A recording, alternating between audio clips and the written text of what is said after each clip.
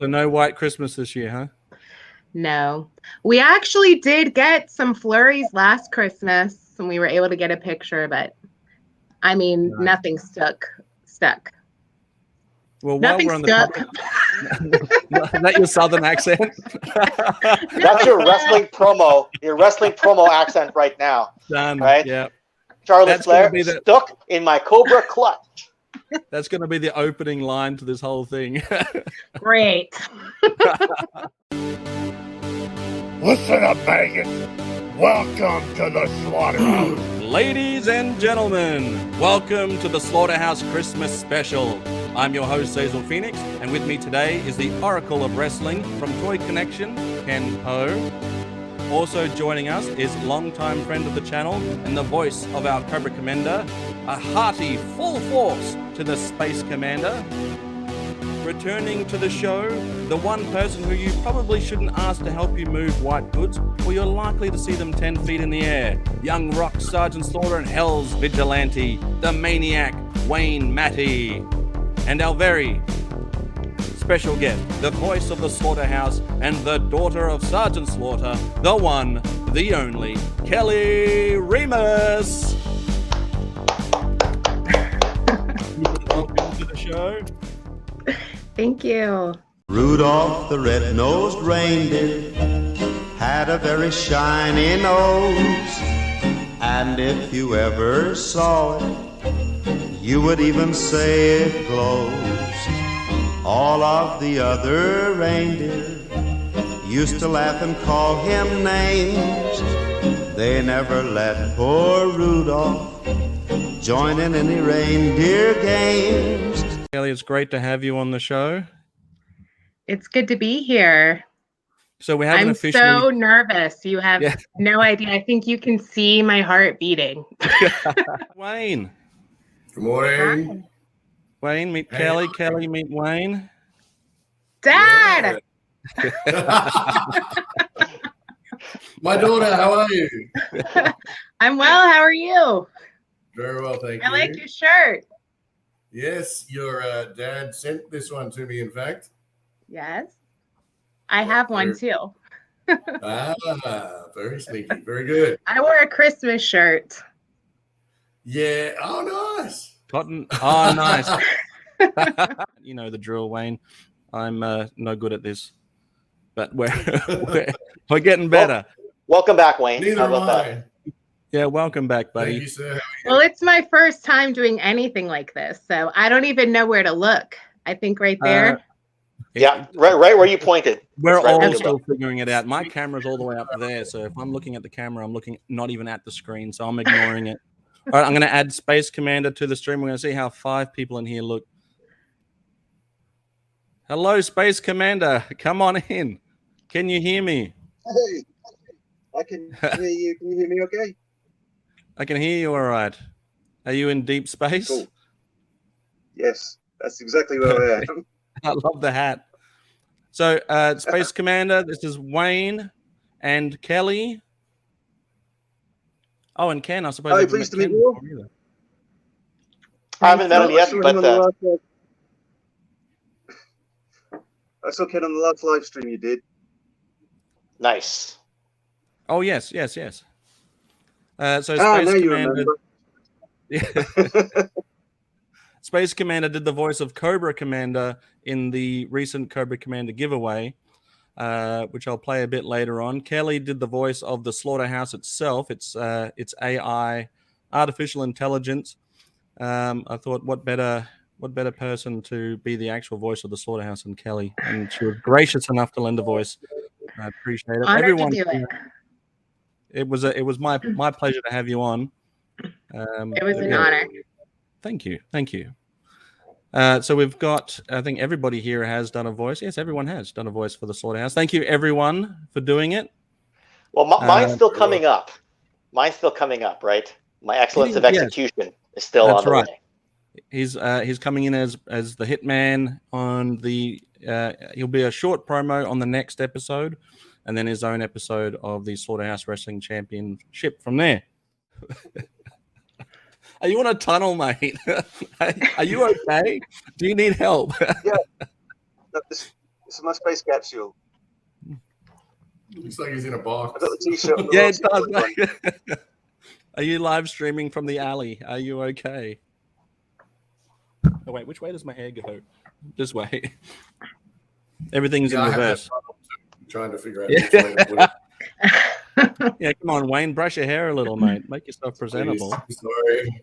I'll do the quick intro. I'm still not entirely confident with these ones, but You're for the sake fine. of- You're for the doing sake fine. of consistency, I'll throw these back on. Figure out where my hair goes this way. Everything's in You just- reverse on this. You just need an entrance theme right now to come in. Right, I'll add that later. So or the thing you about need a campaign cover like the one behind me on the shelf there. you're going to have to show that off a bit later, mate.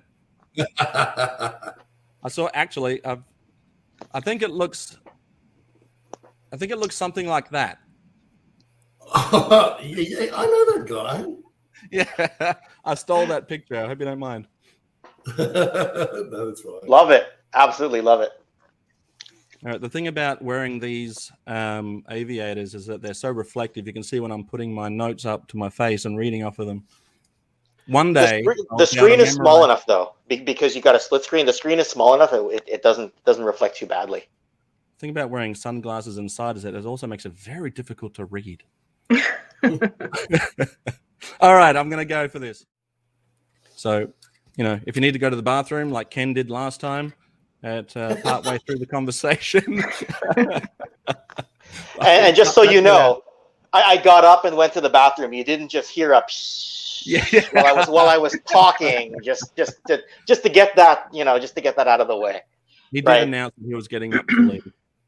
Yeah, I just was really discreet about it. I'm like, I'm gonna get up and leave, and all of a sudden, nothing but toys behind me, and it's like, okay, I think you went to the bathroom. Well, you do have a good backdrop, though, Ken. If you do have to, leave for a moment or two, it does at least give us something to look at. It's like the Where's Wally of action figures. Yeah, I've had somebody say before when I'm talking on my channel, why don't you get out of the way and let us look at the toys? I'm like, because I'm the one presenting. You know what I mean? I'm like, what else can I do? Right? So, as it's a Christmas special, I've asked everyone to send in some photos, past and present, so that we can go through them and share some of our Christmas memories. There we are. Ho ho and yo Joe. I love the hat, Wayne. Thank you. Thank you.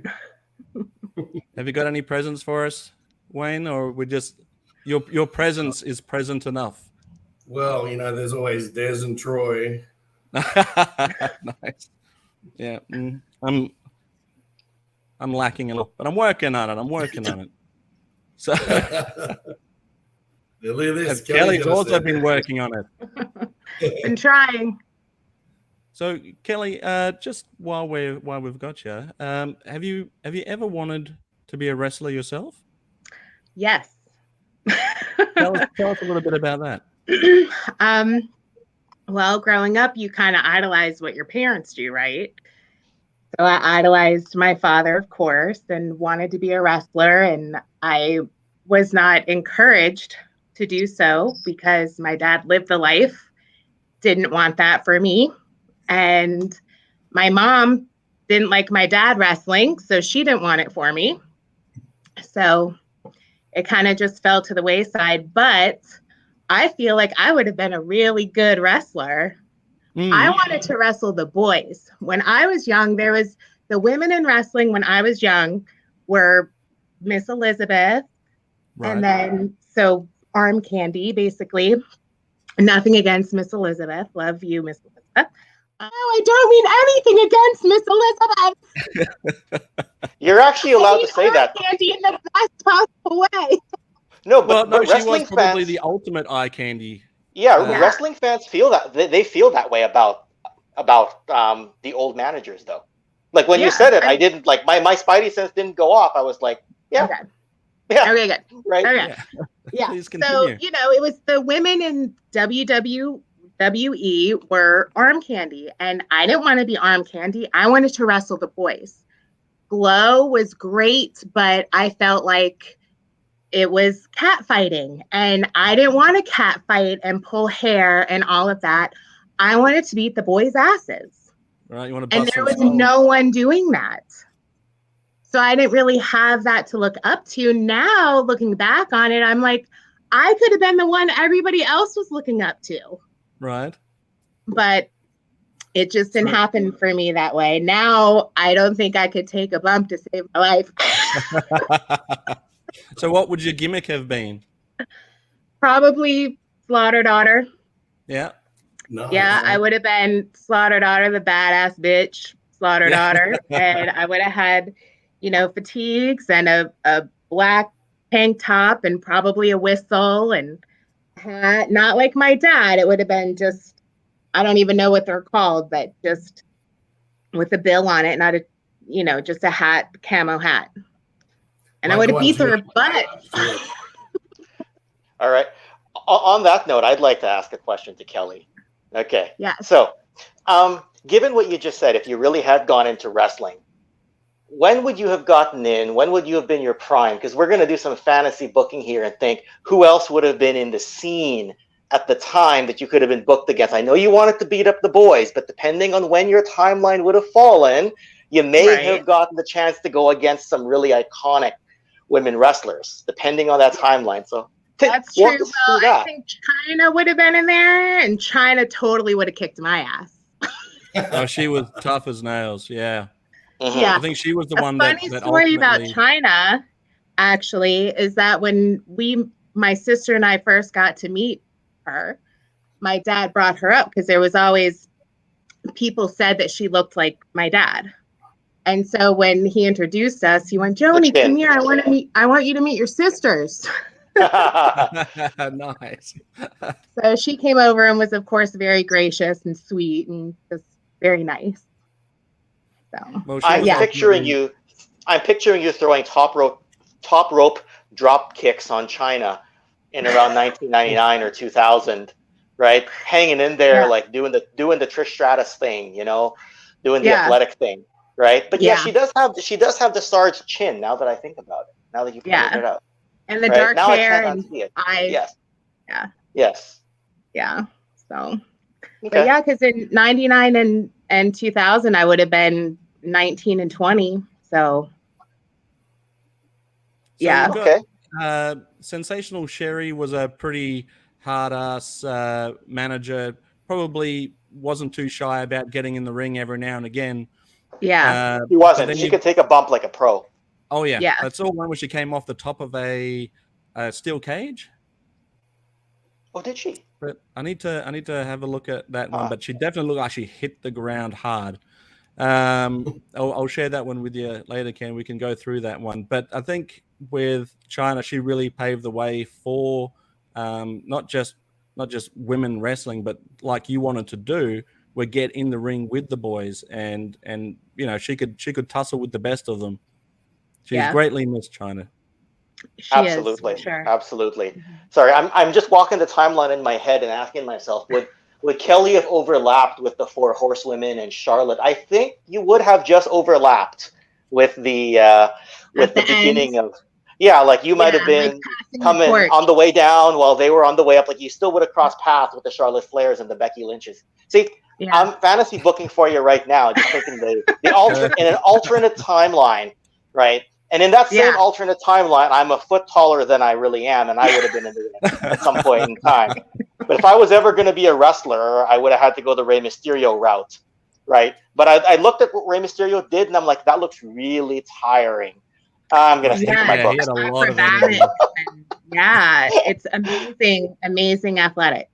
So Wayne, you've already pointed it out, but I've got to hear the story about that campaign cover that's sitting right behind you. Yeah, that was interesting. I was actually, I'm going to take this off because my head's getting really hot. Sorry. He's a sweater. I was talking to Sarge via email, and we were chatting about the costume that I had for season 1 of Young Rock, and I said I really wish that they could have had a campaign cover, a proper hat instead of the like ball cap thing that they gave me. And I said to Sarge, I said, look, I've been looking here in Australia to try and see where I could get one from and so on. I said, I can't find anywhere that has that hat available. And then within the reply email that Sarge sent me, he asked me to measure up my head, and he's going to see what he could do. And then sure enough, I get an email from him saying, keep an eye on the mail. There's one on the way. And then only the other day, it's turned up in the box, the hat.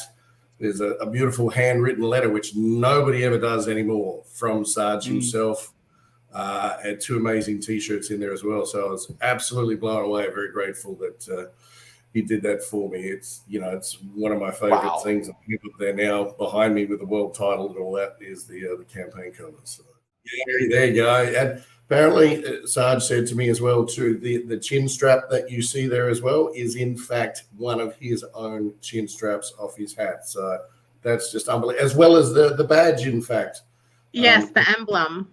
Yeah, he said that was off his campaign cover too. So That's amazing. I'm massively grateful that he gave me those 2 items to go along with the campaign cover as well. So And that's just honestly, I'm sorry, No, but that just goes to show that's the kind of person he is. He's very generous. Absolutely. Always has been. He's just a kind man. Kind soul. We love it. Everyone says, because I've worked behind the scenes in WWE for about 25 years doing all their personal protection work. So I've traveled around Asia and all the Australian countries with them.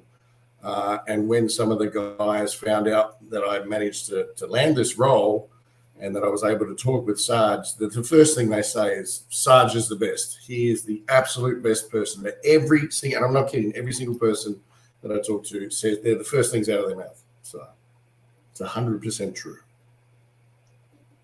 Well, when I was scrolling through Instagram, I scrolled past this one. I had to go back to it because I thought it was in fact a picture of Sergeant Slaughter, and I was like, "That's Wayne."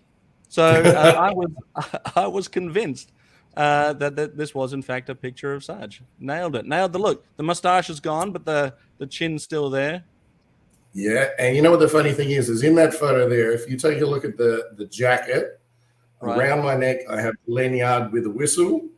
Yeah. And the aviator sunglasses are all 3 pieces that I went the day I found out that I had to audition for Sergeant Slaughter. I went and bought all 3 of them from a military surplus store to be able to wear to make myself more like Sarge when I had to do my audition. So awesome. Nice. So, other than the T-shirt and the campaign cover, this is what you wore to your audition. To a certain extent, I had a camouflage T-shirt underneath. I had the aviators on. I had a camouflage bowl cap as well. So I had the hat. But if you can imagine, I had this enormous black beard, like like a pirate almost. Within that, I've got the audition somewhere on my computer still. It's quite embarrassing, but I still have it. Oh, we'd love to see it. You'll have to share it. I probably could. I deliver the lines that I needed to, and then I had to mention that obviously I was taking notes down for Macho Man, which I did in season 1. I'm going to turn it around to some pictures and all that sort of stuff. But in the audition, I actually drew a little wrestling ring, and I drew a stick figure of Macho Man up on the top rope, and then I've delivered to the camera. I've gone, and there's Macho Man doing the elbow drop, and I've done the ooh yeah, and then I've thrown the pad at the camera like that, and that's how I finished it. So I just goof around. So how long was the time between your audition and you finding out you got the role? Oh my God, years. Well, that's what it felt like. Yeah. It was approximately 80 days. First of all, they made me audition for Brutus Beefcake. And I thought, really? Okay. Really? Yeah. Of all characters. Try it. Yeah. So I auditioned for him. And as you're aware, I'm extremely heavily tattooed. But I thought, well, with Beefcake, when he did the barber gimmick, he had the long sort of lycra stuff on his arms. He had the jackets. He had all that. So I could probably be covered up quite a bit. Got a big pair of cicateers. So what I did is I had a black vest with no shirt. I put the tie on, got some lycra for my hands, and I got a guard. Clean, but it was still lame. So I had the once I sent I'm sure this is a fantastic story, but I'm getting none of it. I'm not Yeah, getting it either. Yeah, some of the words are cutting out there, Wayne. It's all right. Where did we get to? And that's what I got. You said beefcake, and I was gonna ask, like, how good is your sleeper hold ability? And then all of a sudden, you launch into this really great story, and then we missed a bunch of it. It was, I think, right around the time you were talking about you could wear the long sleeves because of his outfit, like what he normally wore, and then it kind of started going out there. And you mentioned the shears as well, the big shears. Oh, He's fallen asleep. He just looks like he is. I'm sure he's fine. technology. Should I juggle in the meantime? I could juggle live. figures. This is why I pre-record. Yeah. Good idea. I just realized Space Commander's got the Space Force logo, the Action Force Space Force logo on his ball cap there. It actually looks like you're wearing like a helmet in space. I gotta look really hard to see that it's a ball cap. I'm really just geeking out right here. So. No, it's cool. Yeah. It's cool. The logo comes courtesy of Magnificent Kaaboom, who I met on Zazel's channel. Awesome! Awesome. Yeah. I always. Do you remember Star Wars before they ruined it? In the first film, they didn't have a lot of money, and they just made do with whatever they could find. And so the pilots were just wearing like orange boiler suits or overalls. And then when they come to do The Empire Strikes Back, they actually gave them like a proper little jacket to wear over the suit and everything. So you kind of had this feeling that that's what they would have had in the first film if they had the budget for it. And so I always thought about if you had the Space Force logo, because it's really small on the action figures, but I thought if you had that in real life, would it be more detailed? So I always had this kind of thought that it would have a little more like, because I did design technology in college, and I always thought it would have a more sort of developed design. And when I saw Magnificent Kaaboom, when he did the Action Force version of Slaughterhouse Wrestling Championship for us, which was fantastic, by the way. When I saw the logos, I was like, oh my goodness, that's exactly what I've always had in mind. So I mentioned it to Zazel, he mentioned it to Kaaboom, and voila. It came up with the last supply rocket. Every now and then, my shirt came on the last supply rocket too. So the Magnificent Kaaboom does all sorts of imagery. One of the things that he's been doing, other than making Action Force logos, is he does mock-up pictures of action figures for the Slaughterhouse Wrestling Championship. Action figures that obviously don't exist, but great pictures, great artwork. I wish I'd had some handy. I'll throw some up on the screen. I'll edit it in so you can see it, and everyone just go, "Wow, that's really good." Wow, that's right? really Isn't good. That great? That's awesome. Amazing. That's really good. Yeah, wow, I'm impressed. And so if Star Wars ever got ruined, I'm guessing Space Commander is not a big fan of Jar Jar Binks, so I shouldn't try to ever voice act the whatever he does with his tongue there. All right. Wow. Compared to the more recent films, Jar Jar is completely forgivable. I don't mind Jar Jar compared to what's happened since then. I know we all thought he was a problem at the time, but looking back on it, he's really not that offensive compared to some of the... I'll leave it there. What really stood out for me was that lightsaber fight scene with Darth Maul and all that. Like, to me, that's what I choose to remember about it. And if nothing else, I just watch those, right? Duel of the Fates was absolutely just killer on the screen. And Obi-Wan Kenobi is my favorite of all time. So seeing him kind of in his late Padawan stages, was a big thing for me, right? Yeah, you're a Star Wars fan, have we lost you at this point? Me? Yeah. I've been trying to watch them with my son to introduce them to him. I really haven't watched them since I was a little girl. Yeah. I liked the Ewoks. Yeah, right. Because they look like teddy bear. They look like teddy bears, right? Yeah. I had a little stuffed stuffed one that I got for Christmas from my sister. Oh, okay. Well, they were huge back in the age. We're talking about Ewoks now, Wayne. Welcome back, Wayne. Welcome back. Welcome back. So the Ewok Sorry had about that. two straight to video movies. Well, they were straight to video here. VHS, good old VHS. And I quite enjoyed those too. The Ewok Adventures. And the cartoon was pretty cool. Yep. But I was super into all of those things back then. The Ewok cartoons, Smurfs, G.I. Joe, believe it or not, was high on the list. No, really? Just Really? a little bit. So Kelly, I always felt bad for my dad for not having boys because he had two girls and we were so not into G.I. Joe. Right, and then he becomes the G.I. Joe. Yes, So were you not even impressed? well, I played with Barbies, right? And he was too small to play with my Barbies. So it was like he got chucked away. Yeah. Wow. Fair enough. Wow. So Ken doll actually stepped on Sarge. He was. I'm trying to picture, the ludicrous nature of Ken doll kicking the crap out of. Anyway. Yeah.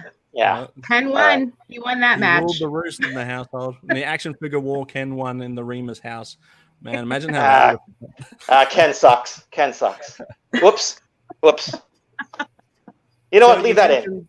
Leave that You in. mentioned, Kelly, that your mum wasn't super into your dad wrestling, and I imagine when he started getting heat, when he came out as the Iraqi sympathizer, that she was even more so not too into it. Yeah. So my parents met when they were very young, and he was not a wrestler. He was a barber. Okay. Believe it or not. Yep. He was a barber, and he and my grandfather owned a roofing business. So he was a roofer and a barber. Wow. So that's what he did when they got married, and in 1970. And so when he came home one day and said, "Hey, Diane, I'm going to be a wrestler. I've met this Vern Gagne and yada, yada." And she was like, "The hell you say? No, you are not." But I mean, the rest is history. Well, the fact that he was a barber explains some of those beautiful Bobby images with that long flowing hair. Yeah. He says You now should that see going through the pictures to try to find pictures for this. And I'm just like, I have a stack of, just amazing pictures. I told him we're going to have to do something with these. It tells a story, really. The pictures of him coming up with Sarge. Yeah. When he was wrestling in Japan under Bob Remus, and just all these, it's just amazing. We really need to do something with those. They need to be seen. The story needs to be told. I think on every live stream that I've ever been a part of, whenever Sarge is doing a live signing, obviously I can't be there in person to meet him, so I go to on the Facebook streams or wherever it is that they're holding them. I'll jump on there, and there's always someone that'll comment and say that Sarge needs to write a book. And I think maybe that's where those photos should go. Put them in a book, maybe a little bit of a story behind it. Whenever he's ready to, I think he's got fans out there that would love to read it, the history and everything, because he's such a great storyteller anyway. He is a fantastic storyteller. So I think a book would go well. Book on tape would be better. Remember those? Yes. The read-along. Hey, I was thinking about doing a podcast with him, that's a smart idea. me and him, and let's talk about it. This is good practice. This is good practice right now. Exactly. Right? Exactly. I don't know what I'm doing, but we'll figure it out. None of us. I don't know what I'm doing. I won't speak for anybody else. I don't know what I'm doing either. Right. So. Those handwritten notes you get, Wayne, are because he doesn't know how to turn on a computer. All you do is you hit record and, you shoot the shit. And if anything good comes out of it, then great. But I imagine a father-daughter situation where you've got a lot of memories to bounce off of it'd just be like having a family chat. An entertaining one, to say the least. Yeah. So it's a great idea. I think it would go well. All right, let's Let's add Wayne back. Wayne, do they not pay you enough to be a Hollywood actor, mate? Fix your Wi-Fi. There's actually a terrible storm outside here, and I think that's got part to do with what's happening. So, oh, okay, yeah. Wayne's back in Adelaide now, South Australia. Actually, now that I've back home, got that's it, we have Canada. We've got Toy Kennections from Canada. We've got Space Commander from Space or England. Kelly from America and us from Australia. Last week we had someone from South Africa. This is a very international show. That's a good thing about the internet. There's a lot of rubbish on the internet, but the good thing is connecting with people is easy to do. You wouldn't be able to do it otherwise. Which is the Canada. Hence the maple leaf and the Mountie theme on this beauty right here, custom piece. So, yeah. If anyone couldn't guess where I was from. So. Right.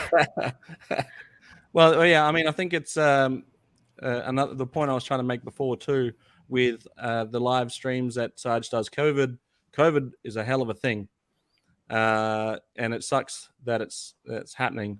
But the one positive thing that did come out of it, and it's a really bad way of putting that, actually.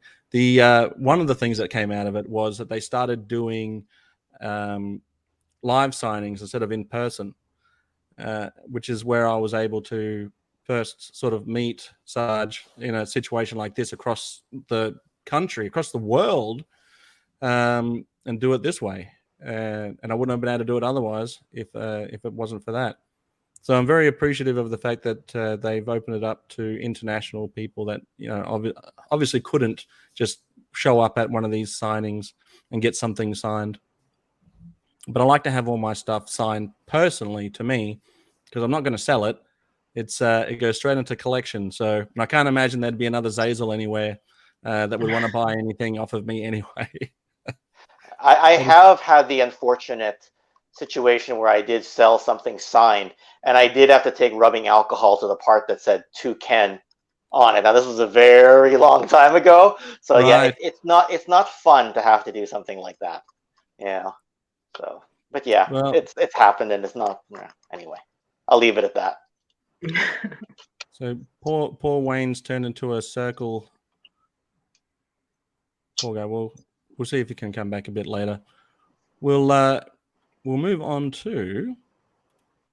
I want to share, while we've got everyone here, I want to share the Cobra Commander, just for people watching, the Cobra Commander giveaway commercial that we did recently. So I'll play that now. Oh, God! Welcome to the Slaughterhouse. That man has the constitution of a vending machine. Oh, with the power of the Slaughterhouse, I will be able to rule the world! Cobra! Intruder alert. Intruder alert. Intruder alert.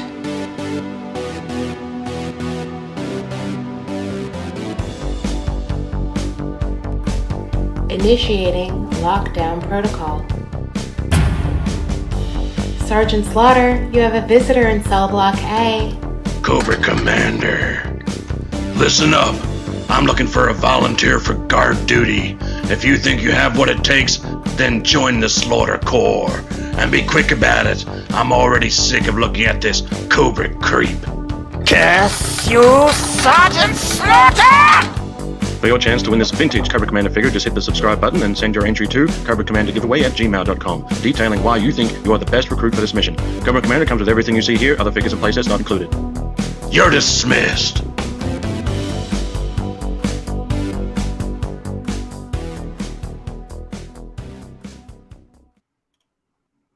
There we are. Everyone. Oh, Wayne's back.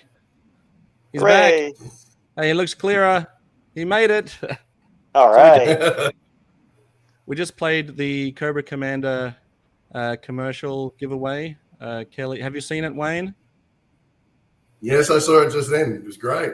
Oh, were you watching it just then? Nice. Yes. Good stuff. So Kelly did the voice of the Slaughterhouse. Space Commander was Cobra Commander in that one. And Kelly, what did you think of my Sergeant Slaughter impression? It was good. Thank you very much.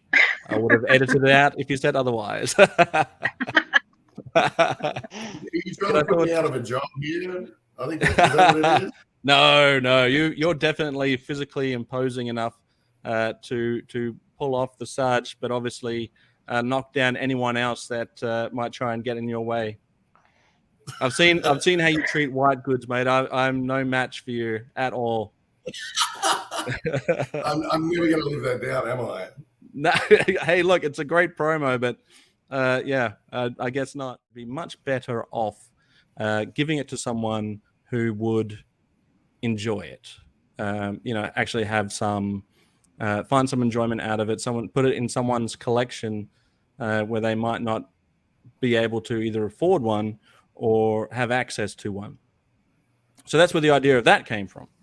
I wasn't sure how exactly I was going to do it, but I did know that I wanted Cobra Commander to be a character in it, and Space Commander as a goof had once sent me an email with some lines as Cobra Commander, and so I thought, well, I've got to get him back into it. Some of those original goofy lines I kept in that commercial, but I thought it was so good I had to get a few more lines from him. So, Space Commander, can you explain how you got? What was your process on getting the voice of Cobra Commander just right? I had plenty of cough mixture on standby for my throat. It's a rough one to do. It is. It started off with the G.I. Joe when it was merged with Action Force. Unfortunately, it wasn't broadcast on TV in the UK. You could only see it if you bought it on videotape. So I hadn't seen that much of the show growing up, but I had seen a lot of Transformers. That was broadcast over here, and the character of Starscream is played by Chris Latta, the same voice actor who did Cobra Commander. He's actually got quite a broad range because he also played characters of Transformers like Wheeljack and Spike's dad, Sparkplug. Those guys don't sound anything like Cobra Commander, but Starscream did. And so, because I always thought that Starscream had such a cool voice, I've sort of like been doing my own version of that character since I was a little kid growing up. And then once they merged Action Force and G.I. Joe together, and I started seeing the videotapes, oh, wait a minute, that's the same voice. So I sort of channeled my inner Starscream in order to bring you a usable Cobra Commander. It was a bit tricky. As I was explaining to Zazel, I watched a bunch of clips before I did the voice to try and get the character foremost in my mind. And I noticed that in some episodes, he really goes to town on the letter S. He's hissing it, Slaughter. And then in some episodes, he doesn't do that at all. And in some episodes, his voice is, way up here! And then there are other episodes where he's not doing that. It's much deeper. And in fact, the first line where Commander says he has the constitution of a vending machine, which is a line from the actual show. If you listen carefully, I pinched my nose on that line because he's doing a much deeper voice on that line in that particular episode. And then I had to switch gears. I always think of voices when I'm doing them. I always think of them as being like a gearbox in your throat. I had to shift gears out of the pinched nose deep voice to then go screeching up into the stratosphere to do the high pitched stuff. So that's how that came together. It was a mixture of Starscream and pinching my nose. Getting up into the higher stratosphere shouldn't be too hard for someone with the name Space Commander, though. No, it's actually I was thinking about that earlier when you guys were talking about throwing white goods about, because the other day a dishwasher went sailing past my porthole off into the dark reaches of space, and I thought, Wayne's at it again.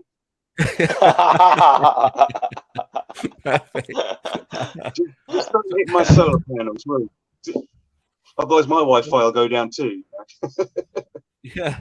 Kelly, I don't know if you know what we're talking about, but Wayne was a contestant for the Guinness World Records. Were you aware of that? Or was it throwing washing machines or something? Right. Yes. That's pretty damn amazing. Oh well, yeah. That's as much as we impressive. joke about it, Wayne, it is an interesting thing that you were able to do. I mean, can you pick up a washing machine? I can't pick up a washing machine, let No. alone Maybe with- throw maybe it. with Are some you help. kidding me? That's right.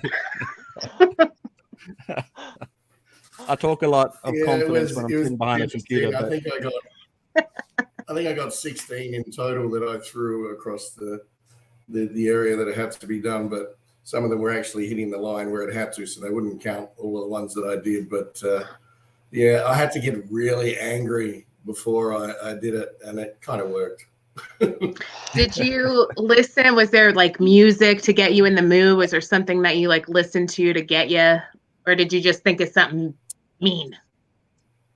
No, I had my headphones off camera, and my first original entrance music when I started wrestling was "Spit It Out" by Slipknot, and that is just really angry music, real angry music. So I had that playing in my head, going over and over, and then just before we were ready to go, I took them out, and that's when they set me going. So I was in the mood to smash everything I could at that time.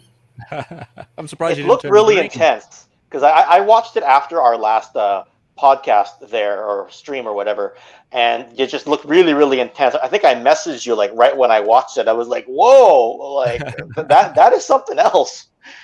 It's quite the skill. Yeah, they said to me at the end, they said, "Look, if you don't break the record, can you like flip out or something or other?" And I said, "Look, that's not going to be a problem. Trust me.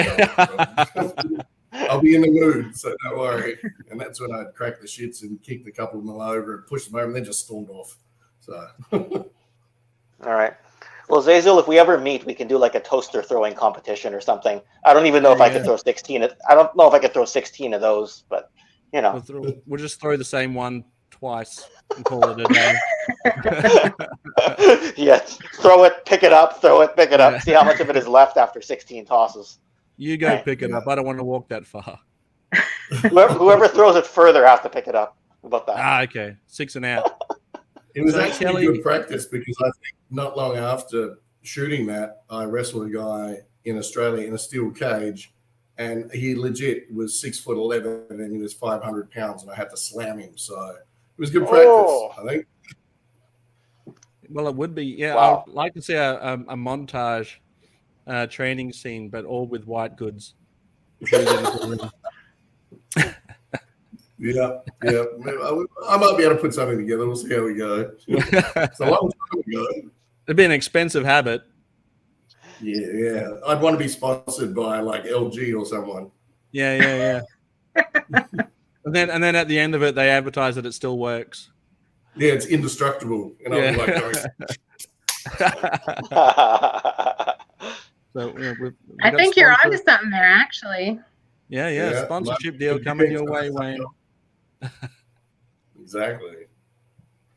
So Kelly, you came on to the Slaughterhouse Wrestling Championship as the AI, and I got the idea because when you first joined the Facebook group, I didn't know who you were, but the name seemed familiar. I slipped right in there. Yeah. And I was like, maybe she's in here just to keep an eye out and make sure that we're, being respectful to your father, which I'm sure you'll find that we all are. Absolutely. So Kelly doesn't have much of a presence as such, but when she does comment on something, it is very informative and it adds value. And for instance, there was someone that had something that was signed by Sergeant Slaughter. That was his thoughts that they were signed. It was definitely signatured as Sergeant Slaughter, but it didn't look like any of the signatures that I'd seen before. And so I wasn't 100% sure. But then you jumped on and you were able to give clarity to the fact that it was in fact a forgery. And it's those kinds of comments that really help the community just to keep an eye on those sort of things. And so when the idea came up that I wanted to have an actual voice for the Slaughterhouse, I said, well, who better to ask than Kelly Remus herself? And I'm glad that you were able to do that, and I thank you for that. Very happy to do it for you. Like I said, I'd never done anything like that, so it was really you did great. Thank you. It was an honor that you asked. I've promised to make Kelly an official wrestler in the Slaughterhouse Wrestling Championship too. So I'm in the middle of putting together an outfit, which isn't easy to do. There's not a lot of female G.I. Joes to pick from, for using bits and parts. But I think I've got an idea. So next time I should have it finished, and I'll let you see it. But I've got an idea. We've sort of had a bit of a chat about it. What the similar to the gimmick that she wanted to do in the past, we'll be able to, in some shape or form, make happen in the future as part of this wrestling championship. And I think, in all seriousness, it's actually just occurred to me that who better to be your opponent if you wanted to, fight with the big boys, is to have your character go up against Wayne's character. There you go. I don't know. I think Wayne might toss me like a washing machine. Maybe. You gotta go all luchador on him if you're gonna have a chance. That's how it always works. We'll make it a cage match. I'm just gonna jump on your back. That's the way. It'll be like Rocky versus Thunder Lips. Right. Yes. Absolutely. Perfect analogy. If you can do a Cobra Clutch, Kelly, you might be all right. I can do the Cobra Clutch. Well, I think if anyone can, Kelly definitely can. You might have. There you go, Wayne. You might have some competition after all. Right? Well, you know what? I don't know if I can get up that high though. Step ladder match. Yeah, I'll let you in on a little secret that you might actually see the Cobra Clutch in season 2. Wow, there we are. Yes. Very good. Yes. I'll be looking out for it. Maybe. I wonder who you'll be putting the clutch on, Wayne. No spoilers? Oh, I know exactly who, but I can't tell you right now. It'll be on Rocky Johnson. I think it'll be on Rocky Johnson. That's my guess. Okay. He's got his he's got his bets on. Which again, I forgot to grab my Rocky Johnson out of there for the second time in a row now. So. Unbelievable. Well, wait till it is, and we'll touch back and we'll chat about it because it's supposed to air on March 15th. So that's when the perfect starts. That's not too far away. Perfect. Very good. All right. So I can get all my TV out of the way before March 15th. I got to get Book of Boba Fett out of the way. Hopefully the next season of Ozark is done. Witcher is on right now. Sorry, I'm a little bit of a sit in front of the TV with a bag of chips kind of guy. So, Nothing wrong with that, mate. I could be in better shape, kind of living the Homer Simpson lifestyle a little bit, but whatever. Just blame it on COVID times. This is the world we're living in. You have but I'd be lying. COVID times, Ken times. That's the lie I'm telling myself, Ken. Hey, during COVID, I've lost 125 pounds. Very good. You can't well use done. that as an excuse. So how have you managed to achieve that, Kelly? What's your secret? Lifestyle changes, diet and exercise. Boring. The right way. I need a cheap trick. Yeah, no, there is. Well, congratulations. I'm sure that you're very happy with the results and the hard work that you put into it. I am. I'm still working. Well, we're all a work in progress, they say. Yes. Yeah, for sure. Like my hairstyle's a work in progress. It's getting hot in here. I don't know how they wear this every day. This is so hot. And I don't know why I do it to myself because I knew it was going to be too. It's winter where I am, so I have no idea what you're talking about right now. So. Right. Is it snowing? It's winter where I am, but I'm in the south, so we don't really get a winter. All right. So what is that, humidity? Well, it was 70 degrees today. Oh, wow. Oh, well, I I don't know the conversion for you guys. I was gonna say I'm a Celsius guy, so at 70 degrees, Sorry, I don't know the conversion. I'm already melting, right? Yeah. But it At was 40 warm. at 40 degrees we're melting here, but that's Celsius. Oh, sorry, yeah, Celsius. It was not spring Fahrenheit. weather. It was spring weather with There we rain go. and everything. Yeah. There we go. I get an idea. I'll do the math later, and I'll go, oh, that's not so bad. She said 70, and that seemed really hot. Pop it up there. Oh, there it is. Interesting. Look at that conversion. For being almost Christmas, I've got the air on. So no white Christmas this year, huh? No. We actually did get some flurries last Christmas, and we were able to get a picture, but I mean, nothing stuck. Well, nothing while we're on stuck. Is that your southern accent? That's your wrestling promo. Your wrestling promo accent right now. Done. Right? Yeah. Charlotte Flair stuck in my Cobra clutch. That's going to be the opening line to this whole thing. Great. While we're on the topic of Christmas, though, we've got some photos to go through. So let's see if I can figure out how to share these images like I did before. We'll start with mine just because we can ease into it. So here is me with that's my Star Wars bed sheets, fast asleep. This is Christmas Eve. Now, the interesting thing about this photo is that I'm actually not asleep at all. I'm very, very, very awake. But for some reason, my mum would have this habit every year where she'd ask us to all lay down and pretend to be asleep so that she could take this photo. And I never understood why. But I asked her when I found this photo, I said, Mum, why were we pretending to be asleep? She goes, well, it was just seemed like a easy way to try and get you to actually go to sleep. So whether or not it worked is a whole different thing. But, so just pretend to be asleep so I can take a photo and then hope I actually do fall asleep. So there's that one. She was hoping you'd realize how tired you were when you had your eyes closed. There's tricks we don't know like until from a we become... Yeah, well, I at least look comfortable. Yeah. Now that you're in bed, honey, don't you want to go to sleep? Santa will be here soon. Rockabye baby. I wonder if she told me how to lay as well. I was like, no, put your arm this way. It doesn't look natural enough. Okay, moving on. So here is a Christmas that I had. That's my brother. Wow.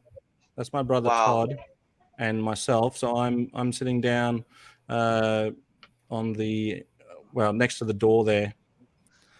Okay. And you can't really tell because of the blurriness of the photo, but what we have going on here is a mix of Masters of the Universe and Care Bears. He-Man. Yeah, He-Man and Care Bears. So whilst you didn't want to mix Sergeant Slaughter and Ken, we were happy to mix any scale. So we would have, so in this particular photo, we do have Care Bear and He-Man happening at the same time. But we would be more than happy to add any line. We'd throw G.I. Joe in there. Smurfs were a big thing. Star Wars, we didn't really care about scale too much. Now that you talk about, now that we brought up Ken again, that actually reminds me of a story. My brother, when he got a little bit older, he started getting into MC Hammer. And MC Hammer was pretty big at the time. And for one Christmas, he got the MC Hammer doll. And the MC Hammer doll also came with a cassette tape. So we heard that song like on repeat all the time. And what's that?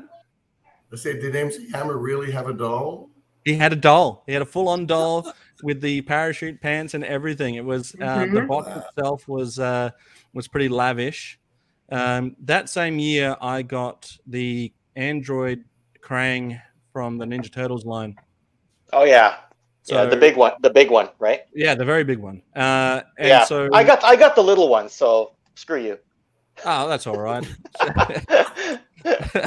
Coming on a bit harsh there, Ken, but that's all right. It's Christmas, I'll forgive you. So he enjoyed that one so much that the following year, when New Kids on the Block came out, he decided that I do like New Kids on the Block, but I don't love them like he did.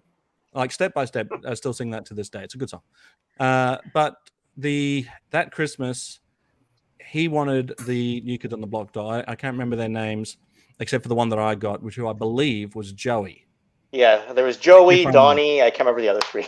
Now, Jordan, John, and Danny. Right. So, okay, there we go. He got Donnie Jordan was my favorite. He was who I was supposed to marry. Sorry, which one? Donnie. Johnny. Was he the lead guy? Donnie. Donnie. So Donnie. Donnie Wahlberg. Right. Donnie. What am I saying? Am I not saying Donnie right? Oh, I thought you were saying Johnny. Well, I thought you said Johnny at first. We're going to cut this whole Donnie. piece out. Donnie Wahlberg, right? Marky Mark's brother. Yes. So I would have been happier if I got Donnie, because Donnie seemed like the cool guy of the group. But yes. I got Joey. And I got Joey because Joey was the only one left on the shelf. And my brother got surprised. Yeah, I'm not surprised. But my brother got the lead guy. What's his name? The one that was always in front of him. Jordan. Right. He got Jordan, which is the one he wanted. And I just got whoever was left. So I didn't actually, usually we got to pick whatever we wanted that Christmas. But I didn't get to choose that Christmas. He did not last very long. He fell down the stairs and never came back up. That was probably the most disappointing Christmas I ever had. But I imagine what that was my brother wanting 2 Christmas presents and knowing that I wouldn't want that one. Yeah, the old trick. The old chestnut. The old trick. I had an older brother as well, so I know the exact trick you're talking about. Right, yeah. Usually I would do it to him, but anyway. Yeah. Well, we've since made amends since then. I've forgiven him for that. But what's really cool about this is I'm seeing both Castle Grayskull and Snake Mountain that you had as a kid. Right, we got them on the same day at Christmas. So what would usually happen? The way that Christmas worked in our house was that all the presents that my mum and my dad got were wrapped and under the tree, and whatever Santa would bring would be just unwrapped and under the tree. So it's the first thing you see when you come out. So Castle Grayskull and Snake Mountain were not wrapped; they were just under the tree. And then everything else that was under there would probably be, like He-Man, Skeletor, the Care Bears, obviously, as well. Those things would have been wrapped by mum and dad. And I always thought that was pretty cool. But it really gives Santa the best gifts to give, right? Santa's giving the best stuff. Mum and dad's giving you smaller stuff because they love you, but Santa's bringing the great stuff. Santa's bringing you, if it's Dino Riders, with all the big dinosaurs would be unwrapped under the tree from Santa. And so as a parent now, I'm thinking to myself, imagine how you feel as a parent going, oh, thanks, Mom. Wow, thanks, Santa. Santa's so great. Look what he's given me. This stuff's still cool, Mom and Dad, but yeah. So we mix and match. That was a fun Christmas. Castle Grayskull was technically mine. Snake Mountain was my brother's, but we had no issue just playing with whatever. The good thing about having siblings, and I'm sure it's the same with girls as it is for boys. I didn't have a sister growing up, but I imagine it's the same. Is if you are into similar things, and playtime just opens up because you've got a lot more to choose from. A lot more. If your brother gets a toy, you get a toy. As long as you're willing to share. And I imagine if it's with Kelly and her Barbies, that if your sister had a Barbie and you had a Barbie, you had no problem, mixing and matching and playing around or swapping bits and pieces. Anyway, we'll move on to that one. So that's a good fun playtime day. This one here is Christmas in the Northern Territory. It's so hot that we've decided to just wear our underwear. And my younger brother now, who's joined us, doesn't understand that you're supposed to smile for the camera. And funny story was that year, he's only got the tinsel with him now, but that year we actually dressed him up in all of our Christmas decorations. He's probably over it by this point. So he's definitely done. He's done with Christmas. It's probably his worst one. We seem fine though. We really messed with him that year. We wrapped him in tinsel. We hung things off his ears. Yeah, poor kid. That's my brother Adam. I'm on the left. My brother Todd on the right. So are you the eldest or are you the middle one? I'm middle son. Yeah. So middle son syndrome. So my older brother would often just dictate, what we were collecting in that moment. Or his big one was, hey, let me borrow your pocket money for this week and I'll give it back to you next week. But you never, ever saw it. You never saw it back. How many times am I going to fall for that? Anyway, too many times. So the next one. So this here is me as Sergeant Slaughter. So this one was the reason why I bring this one up is because sometimes we couldn't always get the toy we wanted. And we were never able to find a Sergeant Slaughter in stores. And so what we would do is if we didn't have the action figure, we would act out as that character, and it would still be part of the main story. So we'd have the toys, and we'd have those adventures, and then you'd have, and this is me in the headquarters, giving out orders, ready for the Joes to go and go on their mission. So I couldn't find a Sarge, so I decided to be Sarge. Not quite as much as Wayne, but the mustache was painted on. I wasn't able to grow one then. The hat is my dad's. It's not a campaign cover, but it was his trusty hat that he let me wear. My mum's sunnies. I'm almost certain it's my mum's singlet as well. It's a little bit too big. So yeah, we were playing, and that. So we got that one. This is my younger brother as Snake Eyes. We weren't able to find him as Snake Eyes for that Christmas, so we decided we we're going to dress up instead. So he's picked up the best stick he can find for the day, and that's his sword.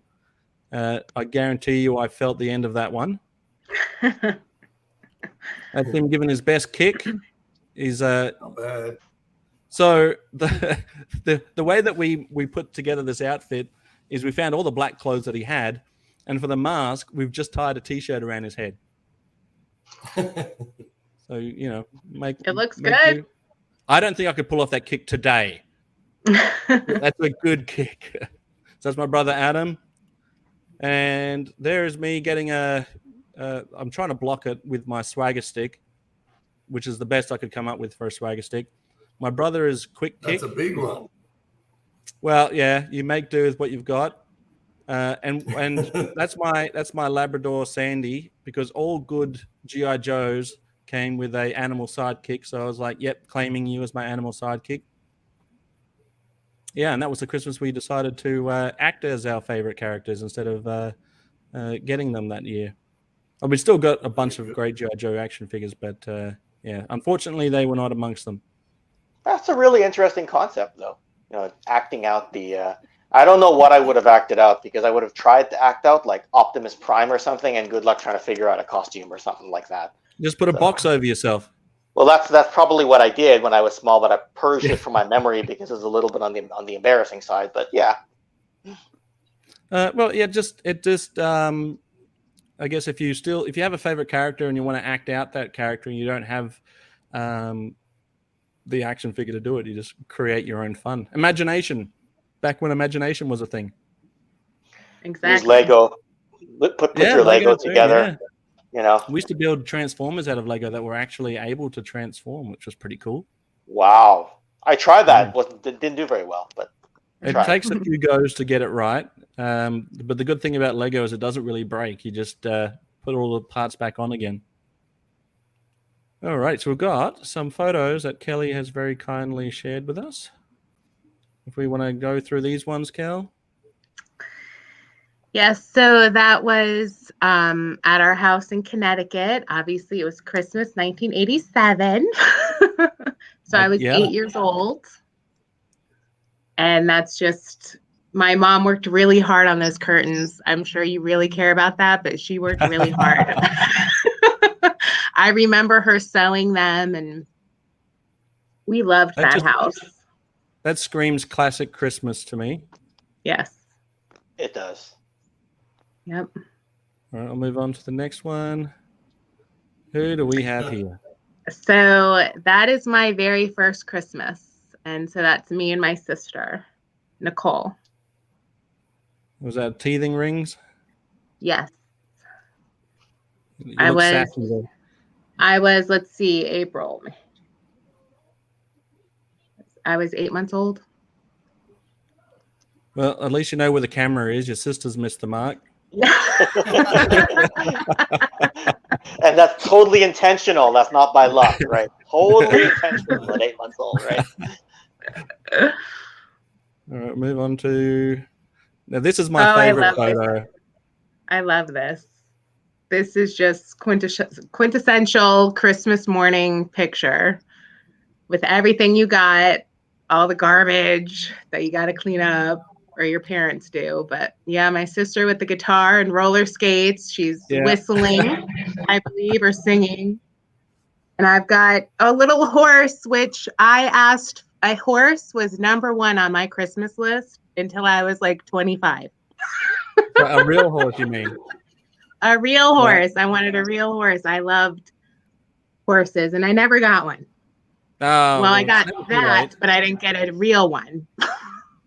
So I'm seeing Snoopy down the bottom there, potentially. Looks like a little Snoopy. Yep, whatever Snoopy. Dolly Pops. That must be a. I'm not sure. These are all foreign to me. I'm seeing. I was like 18. I was like a year and a half old. I don't know. But there's just something epic about seeing someone so confidently holding a guitar in roller skates. Finally figured out where the camera is. Good on you. Yep. And it's with a bonnet. With a bonnet, exactly right. It's just so chaotically Christmas. I love it. And look at the couch, or the couches. That was a velour couch. Wow. Yes. And just amazing. Totally 70s. Yes, completely. I remember similar couches. Yeah, we weren't allowed no food or drink. Nope. Up on the couch. Nope. Moving into now, this has got a story that I just cannot figure out. Yes. What is that? So I am the one in the red and white stripe with the back and the brown hair back to the camera. And my sister is up in the corner there. But that's Elfie. Elfie came on Christmas Eve, and to give all of us kids a present, we were over at our neighbor's house. And we had a Christmas pageant that all the neighborhood kids threw or put on.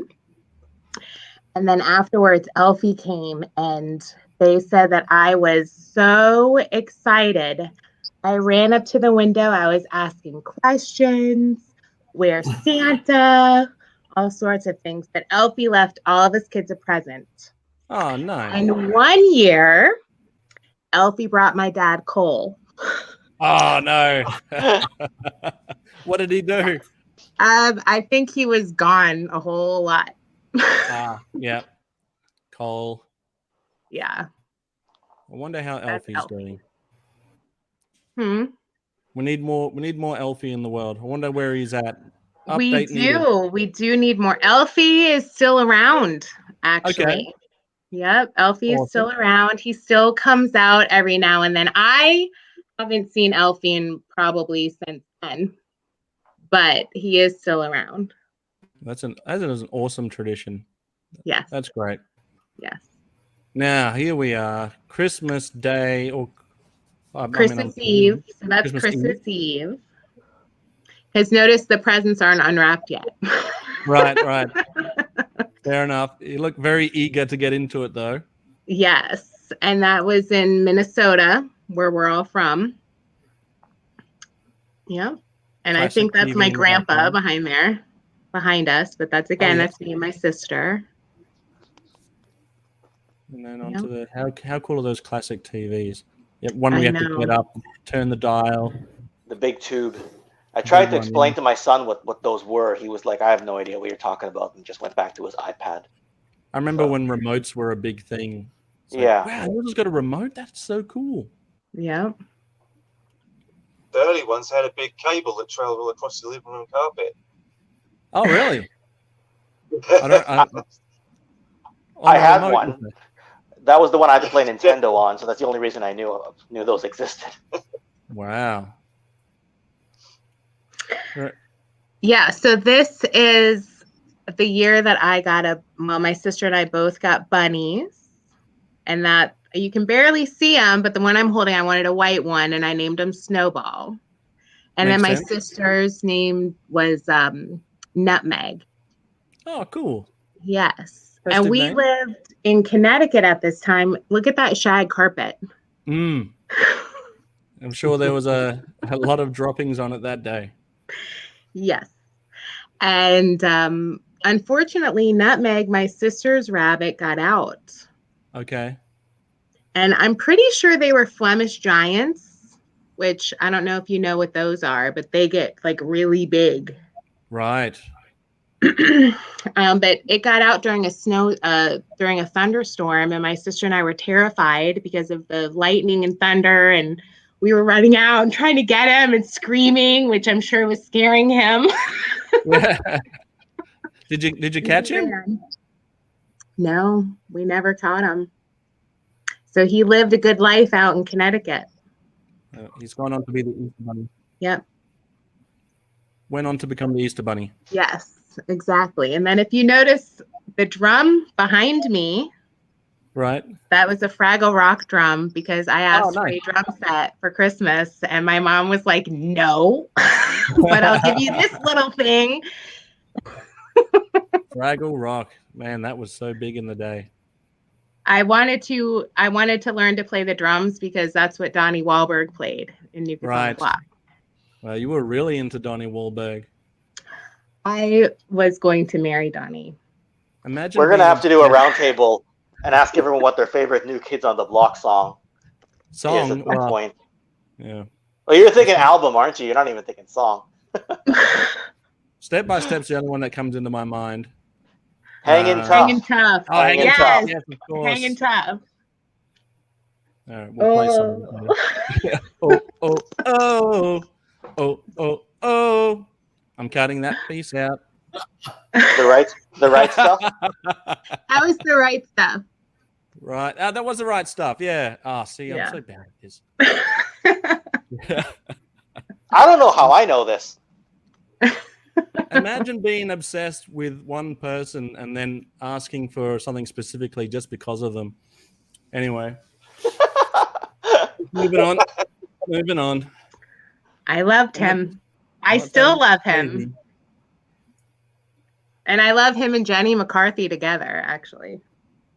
I couldn't believe Donnie Wahlberg was in what was that Stephen King movie? He played a character called Duddits, and someone told me that was Donnie Wahlberg. Who was that, Ken? What movie was that, Ken?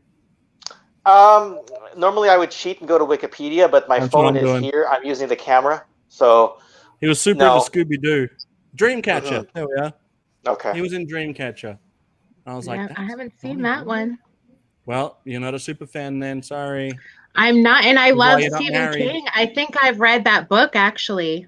I think it's Donnie a compilation, book, maybe. But hey, we watched Cheers at home, and I did not recognize Ted Danson in season 2 of Fargo until like my third rewatch of that series. So we all have our misses in life. True.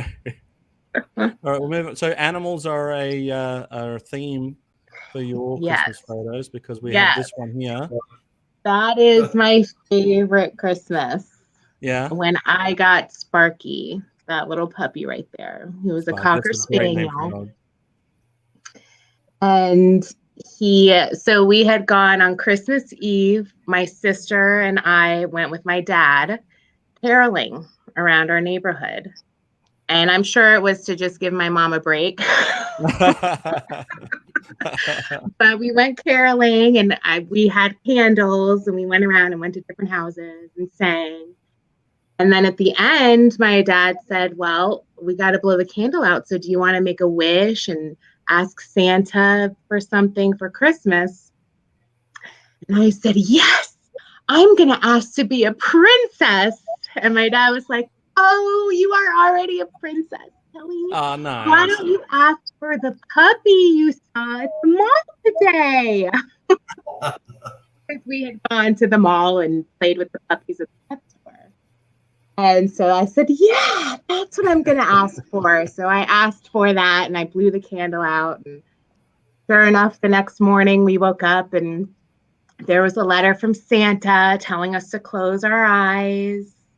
And so we closed our eyes and out comes a bike for my sister, a 10-speed bike.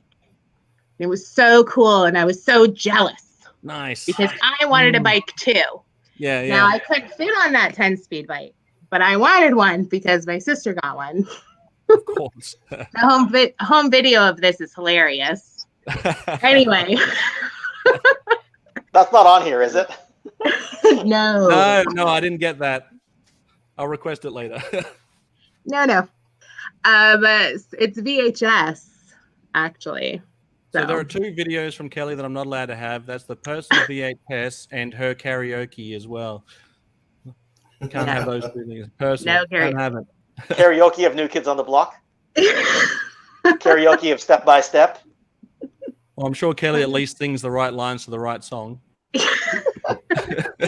I didn't want to judge. I was like, what's he doing?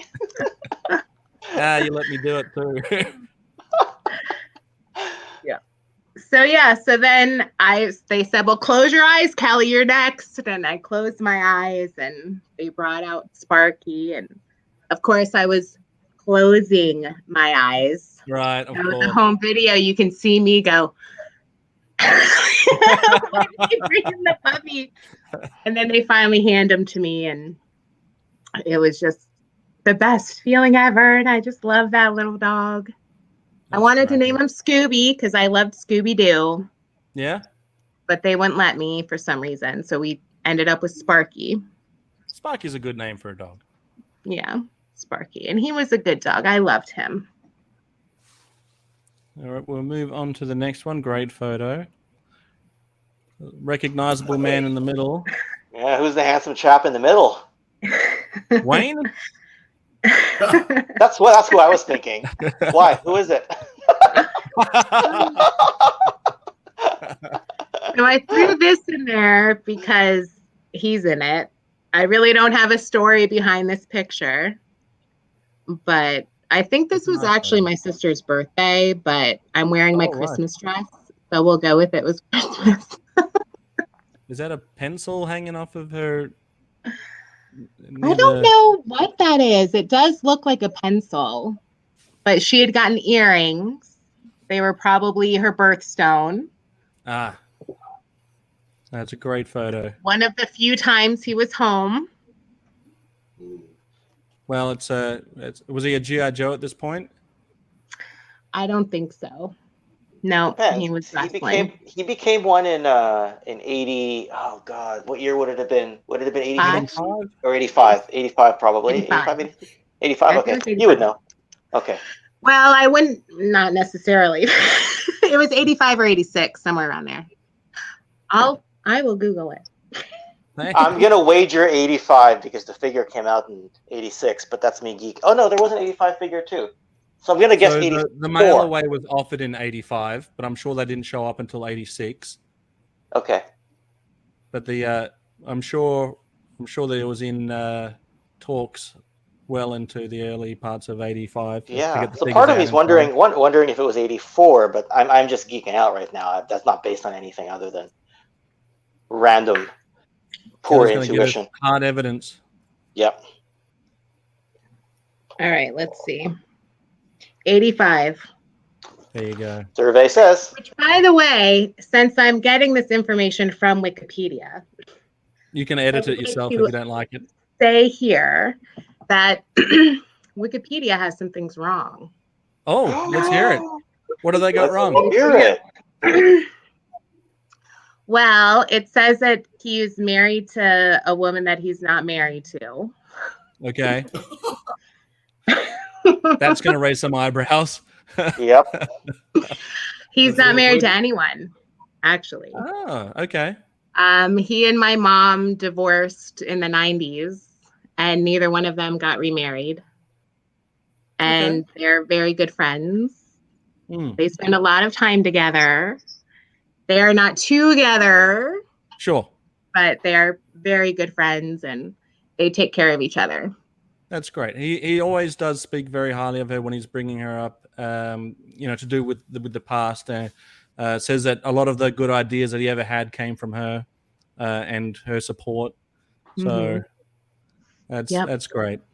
It's good that they remain friends. Yes. And it made it easy on my sister and I. I imagine. Yes. Yeah. You got to do it for the kids. Yes. That's exactly right. That's exactly why they did it. And so it made it easy on us. But let's see it says that he's from Detroit, Michigan. Okay. He is not from Detroit, Michigan. My husband is from Detroit, Michigan, but my dad's from Minnesota. Right. Okay. Born and raised in Minnesota. So whoever's been editing these Wikipedia pages needs some. Watch this, guys. Whoever's doing it, watch this. Edit away. Now I've gone in there. I went in there years ago and I changed some things. And at the time, I'm talking years and years ago. At the time when you did that, you had to say like what your source was. And I said his daughter. Oh my God. They probably didn't believe you. And they probably edited it back. It got changed back. I was like, no, I think I would know. That you just create the official Wikipedia for Sergeant Slaughter. Yeah. So Zazel, just a quick heads up. I do got to bounce in about 10 minutes. So if you see my camera drop off, that's the real reason. For the bathroom trip. Well, there's that too, right? But I've already had one. But I went very discreetly, didn't say anything. I just learned how to turn the camera off. Oh, well, thanks for the heads up. All right, so we'll get on to the next one. I think that's the final one for Kelly. We have another. Oh, nice. Yes. So that was another Christmas in Connecticut. And that's my mom there. So that's me and my mom and my sister and my dad. And that's just another quintessential in front of the tree picture. That has got to be a monstrous tree if it's that much taller than your dad. Yeah. So question maybe, I don't know if you know this off the top of your head, Kelly, but how tall is your dad in real life? Like, what's his real height? Not his build wrestling height, but his real height. Not his Wikipedia height. Yeah. Well, my husband is 6'3", and he's taller than my husband, so I would say he's around 6'4". Okay. But as you get older, you shrink a little. Yeah, because his build height ranges between 6'4" to 6'6", right? And he was a little shorter than Hogan, and I think Hogan's real height was about 6'5" or 6'6", and he wasn't much shorter, so it was like, okay. Yeah, he was billed at 6'6". Yeah, but he's shrunk. So he's 6'3" and a half is what you're telling us. Yeah, well, I would say he's probably 6'4". If he stood up straight, he'd probably be a 6'4". Okay, maybe. So he was 6'5" at one point is what you're saying. Yeah. All right, we got it. Okay.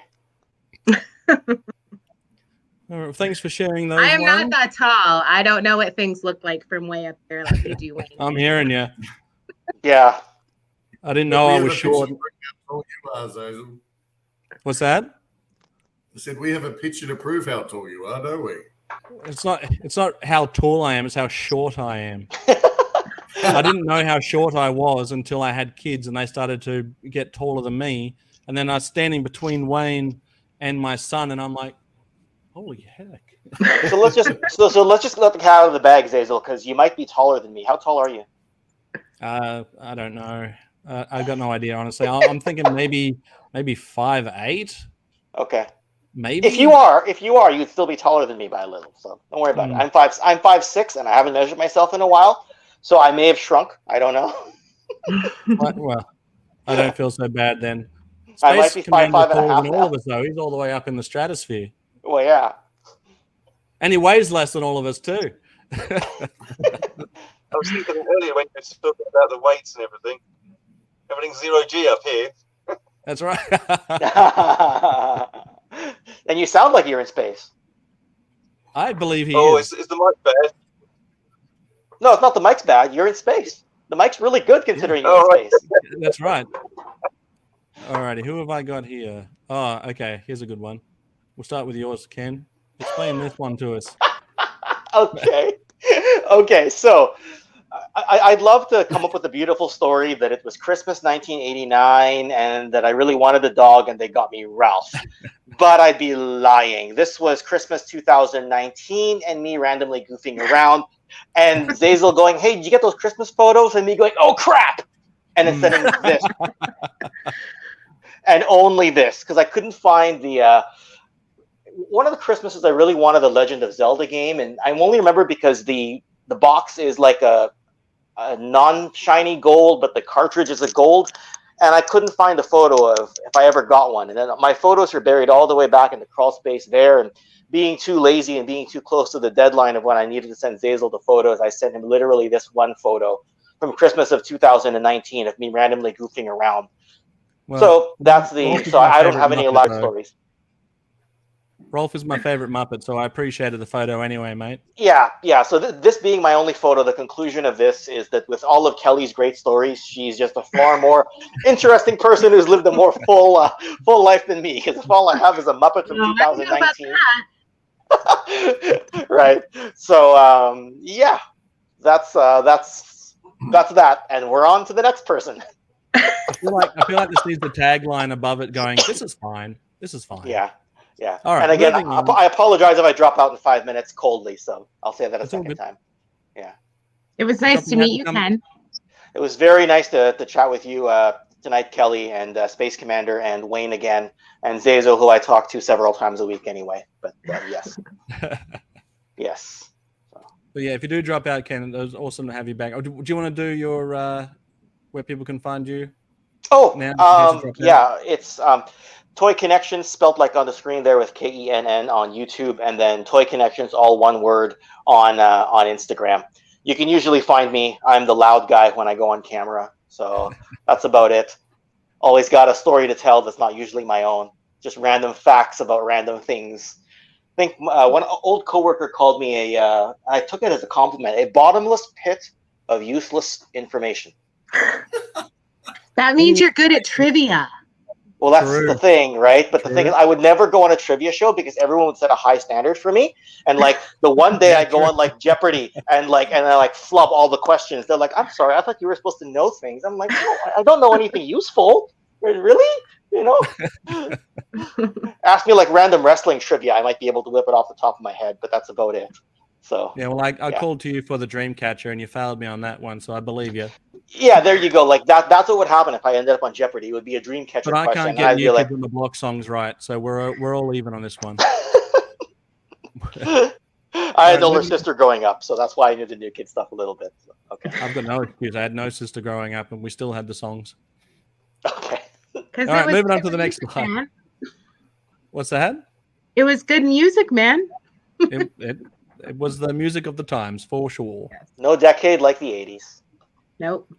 I bless the rains down in Africa. Wayne, this is your young one?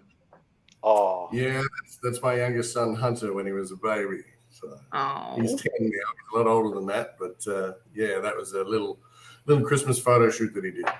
Very adorable. Is that the same one? Well, what happened to him now? You should see him. No, I'm kidding. He grew out of it. Is that him there? Yeah, that's him there now. So that was, I reckon that would have been last year, maybe. I'm just trying to tell by the shoes. Yeah, it might have been last year's. Last year's style. So where was this? Yeah, I can tell by the shoes on what he's wearing what year it was. Where was this, Wayne? That was in Brisbane, in fact, I think, in the city somewhere. Was it? Yeah, it would have been in Brisbane. I'm trying to think if it was last year. If it was last year, it would have been while I was filming season 1 of Young Rock, and my wife and her sister took him out for the day, I think, in Brisbane somewhere. I think that's the story. I'm going to go with that anyway. That's what that's the story we're sticking to. Yeah. And who is this? That's my wife. That's Yvonne. So she'd take a Christmas selfie and send it to me whenever I was somewhere. I don't know where I was, but I got sent that. I thought, oh, very nice. I met her very briefly at the wrestling event recently. That's right. Oh, yeah. There's Hunter again, just expressing himself with whatever the app was on my phone. I had no idea. He said, "Dad, look," and that's why I'm looking over his shoulder, going, "What?" And then he gets me. Isn't it interesting as the evolution of Christmas photos? You go from the classic ones behind the, where you've got the Christmas tree, and then you've got filters and apps now for instant Christmas photos. Yeah, Cheeky one. There you go. That's a perfect one. That's at the airport. I don't know where I was flying to. I was going somewhere, and as you can see, I just cut myself out, which was perfect. I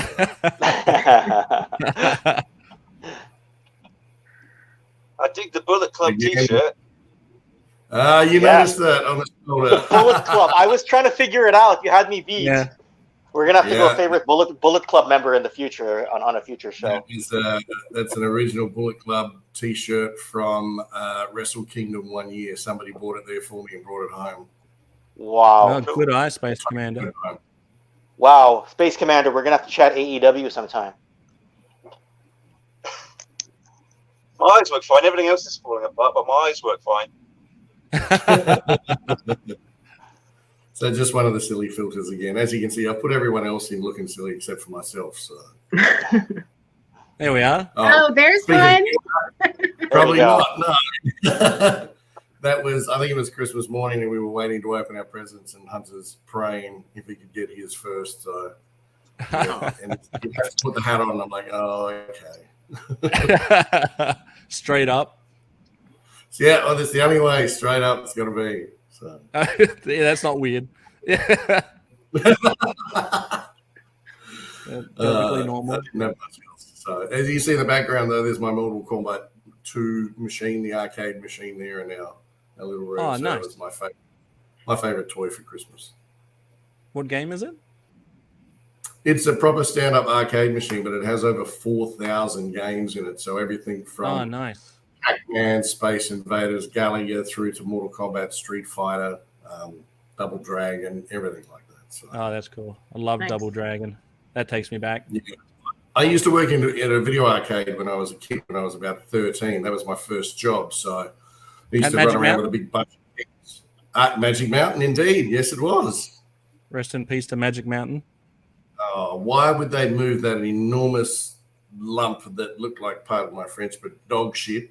It was the most amazing place to go when you were a kid, with the water slides and the bumper boats. And I worked there for probably years. It was 3 of the best years of my life when I was a kid. My brother and I used to go there every day. Every day that it was open. My mum gave us $50, which was a lot back then. And she said, go have some fun, but please don't spend all of it. So we're like, okay. And Mum still has the one token that was remaining from Magic Mountain. We bought all the tokens, but we didn't spend them all. We brought one token back home, but she still has it. That same day. That's amazing. I do miss it. Sorry, I was going to say they replaced it with a place now called, what is it called now? I can't think. That's how impressive it is. I can't even remember the name of it, but it's nowhere near as good as what it used to be. Not the Fun House. No, I can't think. But it's not a scratch on Magic Mountain. Magic Mountain, even how they used to deem it looked terrible, it had something about it. Whereas this place is sterile and new, and it's no fun at all. Was that space a car park for a while? They had a big car park out the front. They've taken that away now, I think. So when my brother and I went back to visit and it was gone, I don't remember there being anything at all there. I thought maybe it was just a car park or they were in between putting something else. But yeah, we were very disappointed to see that it was gone. We grew up in that area, so for a little while. Yeah. No, it's called it's called the Beach House. That's what it's called. Beach House. They probably were in the interim of building that and the new Surf Lifesaving Club, which is, I think, attached to it or something. So I don't go there anymore. I've got a full arcade in our house here. We've got That's right. You don't need it. We've got a driving simulator. We've got pinball machines. We've got everything. So we've got our own Magic Mountain at home now. Perfect. And then I think the next one's my favorite one. There it is. No. Merry Christmas from the Maniacs. That's a lovely traditional Christmas photo but it's got that menace behind it too, because you're reading behind. It's like "Merry Christmas from the Maniacs." It's like, okay, That's it. lovely photo. That was there with my goatee, my two-tone colored goatee that I used to have when I used to wrestle, black and white, and then I shaved my head off so you couldn't see how grey my hair was. I'm seeing a few coming out from there. The sideburns are a little grey. Yeah, actually, it does look like there's a few there, doesn't it? Lucky I haven't got any today. Got luscious locks. Well, thanks for sharing those ones with us, Wayne. Super appreciate it. You would have remembered how long my hair was when you saw me at the wrestling show. Yeah. I had full such hair. It was long. It was to the side, and it was brown. And I had the moustache. I had everything. That's right. There was not one hint of grey in there. None. I was in full Sarge mode. So so obviously the filming is over then. Yeah, I wrapped and returned home probably about a week ago. And it's funny, look, there's absolutely nothing against Sarge. I love playing him. I love being the character. I love being on TV and all that. But once I got home, I just had to be me again. The moustache come off, the hair come off straight away. Because, there are other characters that like to continue on from the show and put stuff on social media and so on. And everyone knows that I play Sarge, but then I'm me as well. But I couldn't help it when that campaign cover come through, though. I had to get all my gear back on and give it another shot for sure. I wish I had my moustache when that arrived. I had no idea it was coming. If I knew it was coming, I would have kept it up for sure until I got the photo. Well, it's still a great photo with or without the mustache, mate. Yeah. You know what? There was quite a few of them I had to try to make sure that it looked right because some of them were terrible. Oh, how many shots did that take you then, Wayne? If that was a good photo. Is that 6 or 7 tries before you got it right? The one that I took of myself, that one? Yeah. Oh, I don't know. There was probably about 20. 20 or so. You got to be the perfectionist and try and make sure you get it right. And I didn't want to do Sarge any injustice either. It had to be perfect. Yeah, you've got that stern look.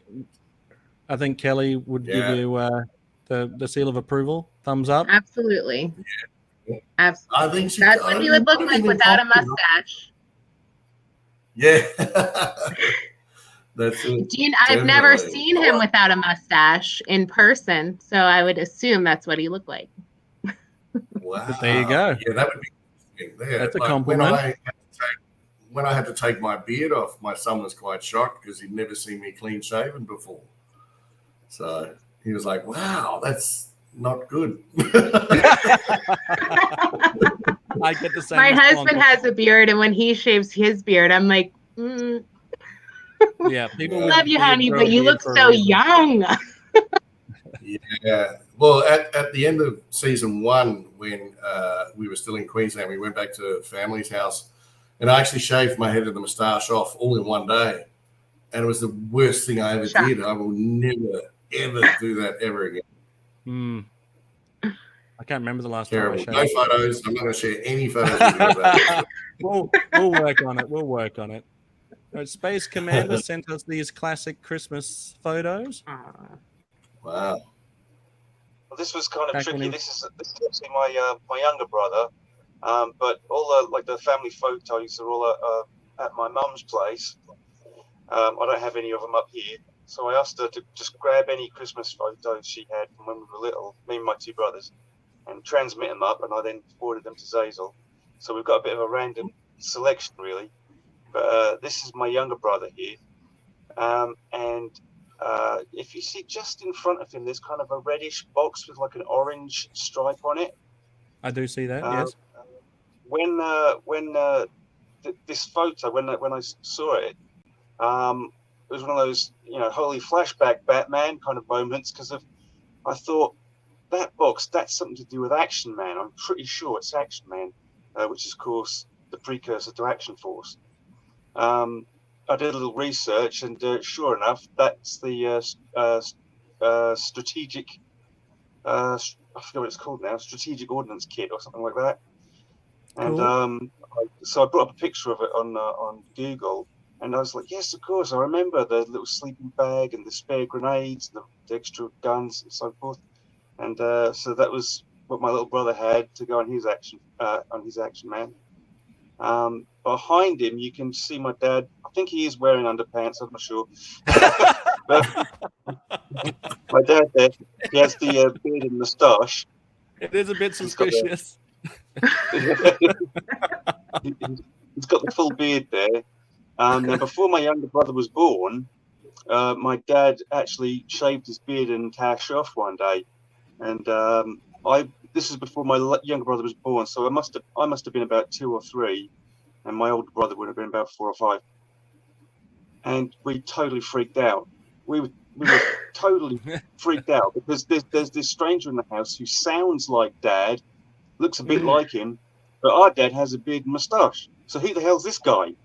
And we totally flipped. And my dad imposter.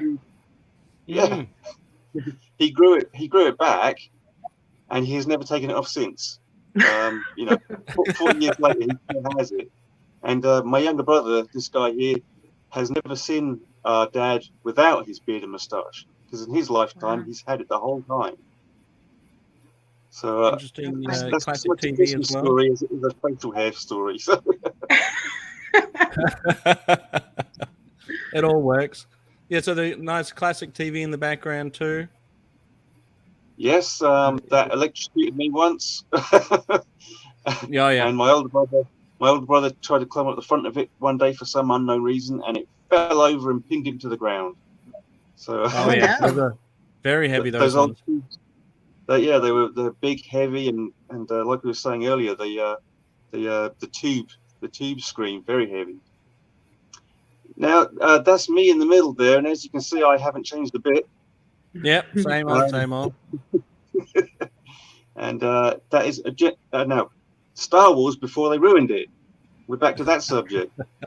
So here we have me holding the ATSAT driver, the Scout Walker driver, and the original Troy logo, Return of the Jedi card. It's my younger brother in the foreground. And down in the bottom on our left, the bottom left corner, that's actually the box for the Masters of the Universe Road Ripper. Oh, of course. Yeah, so you can see even at that early age, I was totally a nerd for sort of sci-fi and fantasy items. It looks like there's a sleeping bag behind my head for some reason, so I don't know if we had friends staying over or something. You might have tried to camp out and wait for Santa to show up.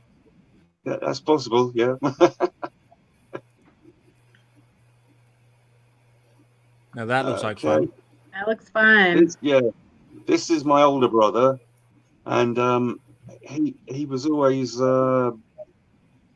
still is, always got to be the macho, rough and tough type, So whereas I was playing with spacemen and so forth, he had the Grasshopper radio control buggy there, and below that you can see a Tonka truck, 4x4, big tough toys for a big tough guy. So whenever we got a remote control or a radio control car, my dad would always have to be the first one to test it. We're just doing a quick test. Right, so okay. How long is this test going to go for, Dad? An hour and a half before we finally get a go at it? But that looks like a pretty hefty one. Oh yeah. Who's got the musical talent? Well, this is kind of a source of some childhood trauma, really. But it was tricky because of the UK in the 80s was in quite a recession. Not a lot of money to go around, and yet my parents always managed to they'd get us, or Father Christmas I should say would get us, Santa would get each one of us like our main present, and then we'd have a few smaller bits and bobs to accompany them. And one year I got this keyboard, and I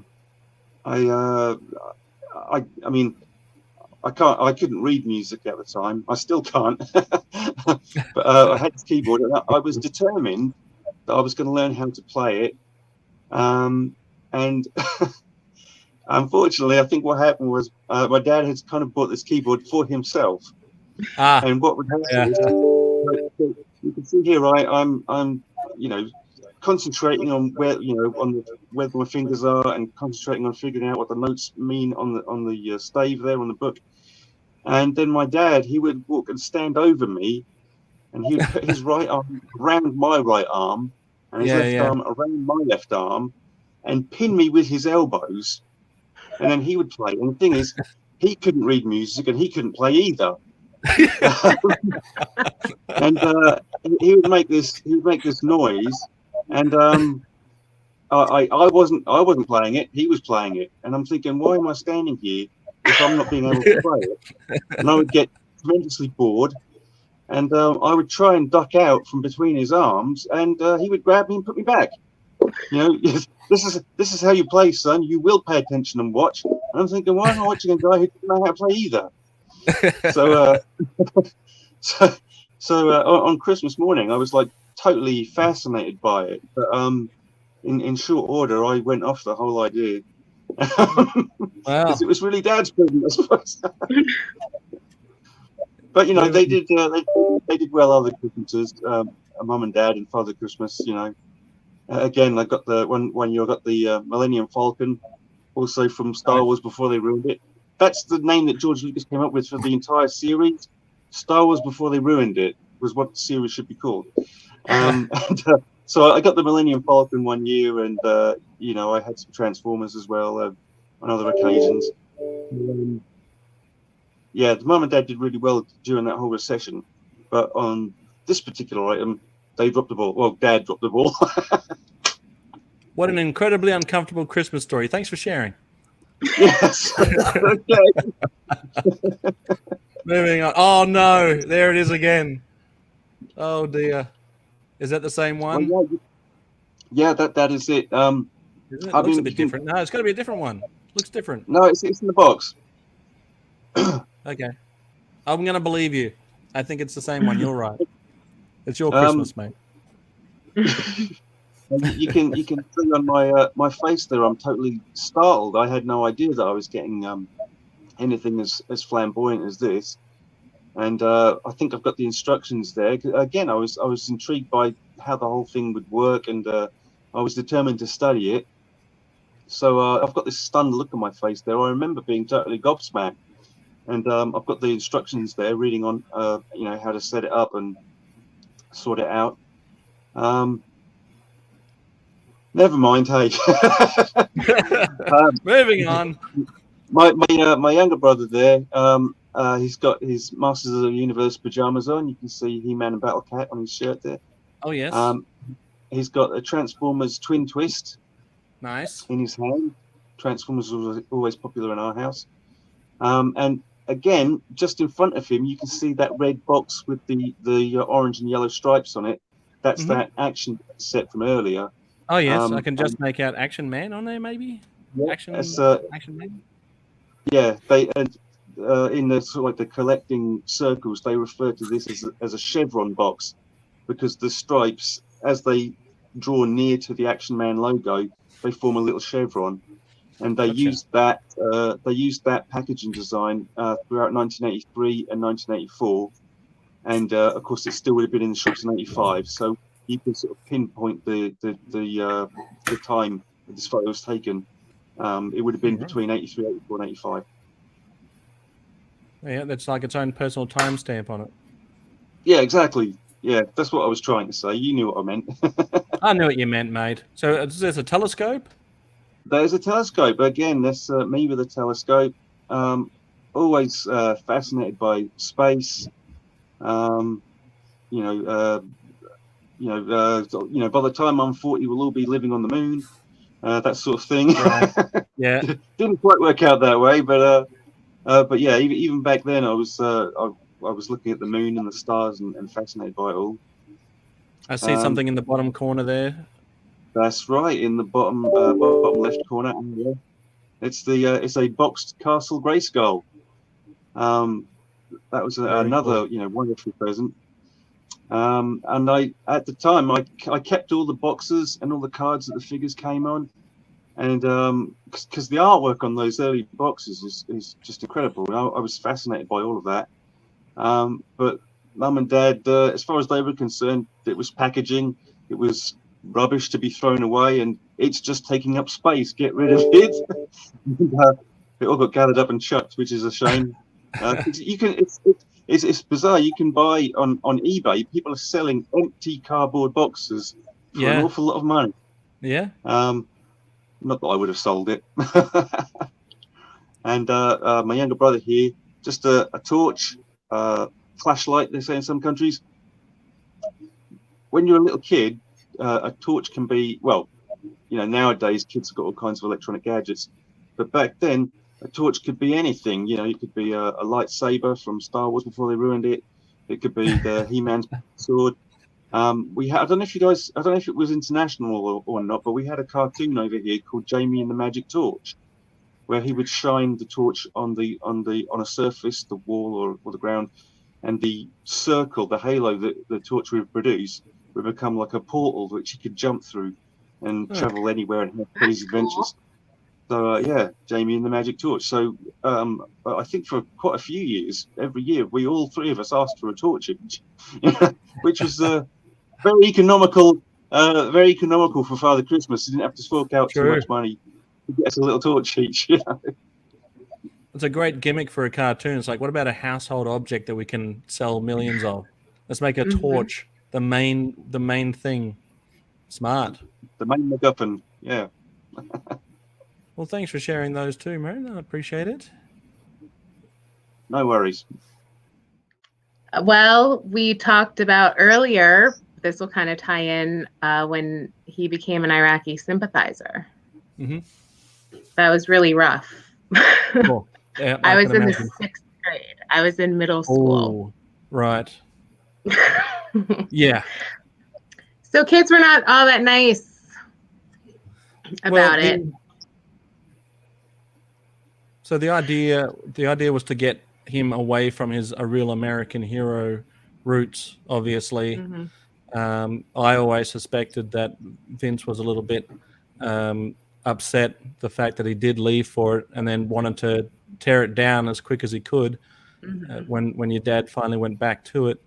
Mm-hmm. And as entertaining as those vignettes are when he's announcing his return, he calls himself Drill Sergeant Slaughter in those vignettes, and I wondered if I wondered to myself if he went around calling himself Drill Sergeant Slaughter very briefly in those vignettes as a way to say I'm not that guy. I'm a different character. I'm not the G.I. Joe that I'm sure he must have disappointed a few kids, which I'm sure would have been difficult for him to do.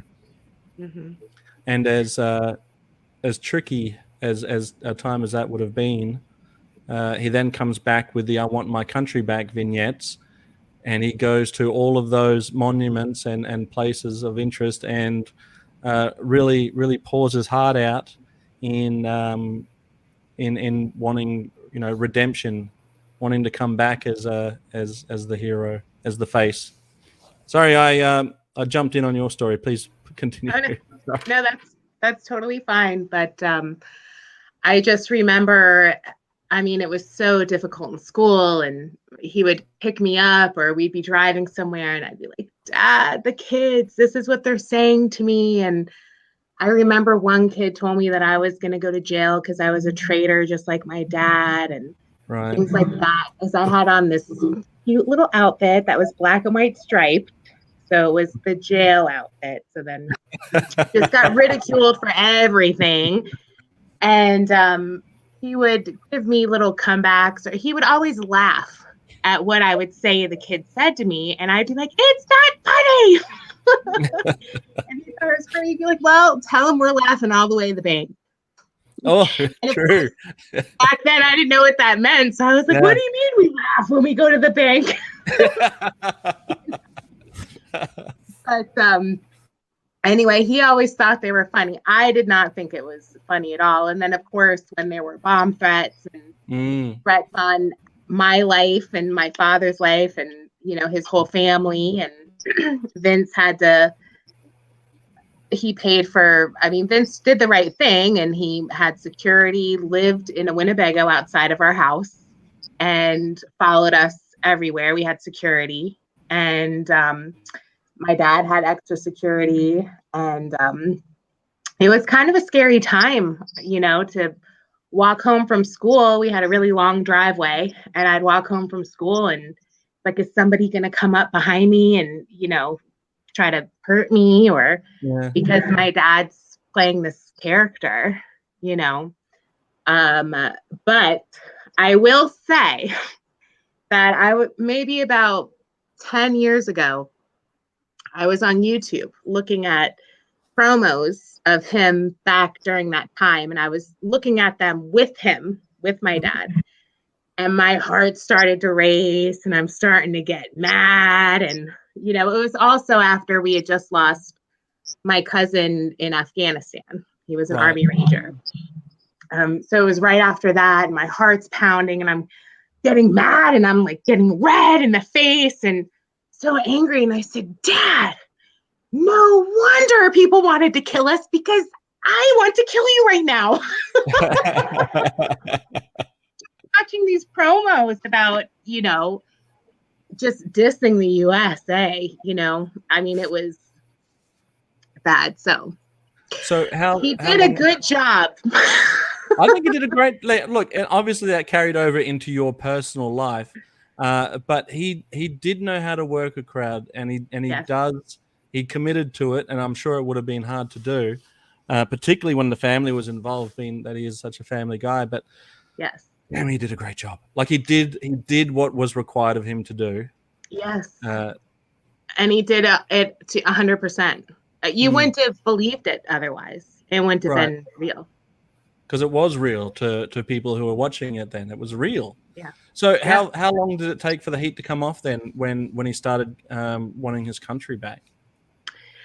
I would say a lot of people right away, were forgiving. But it took a little time. I think there's still people out there that probably hold some resentment.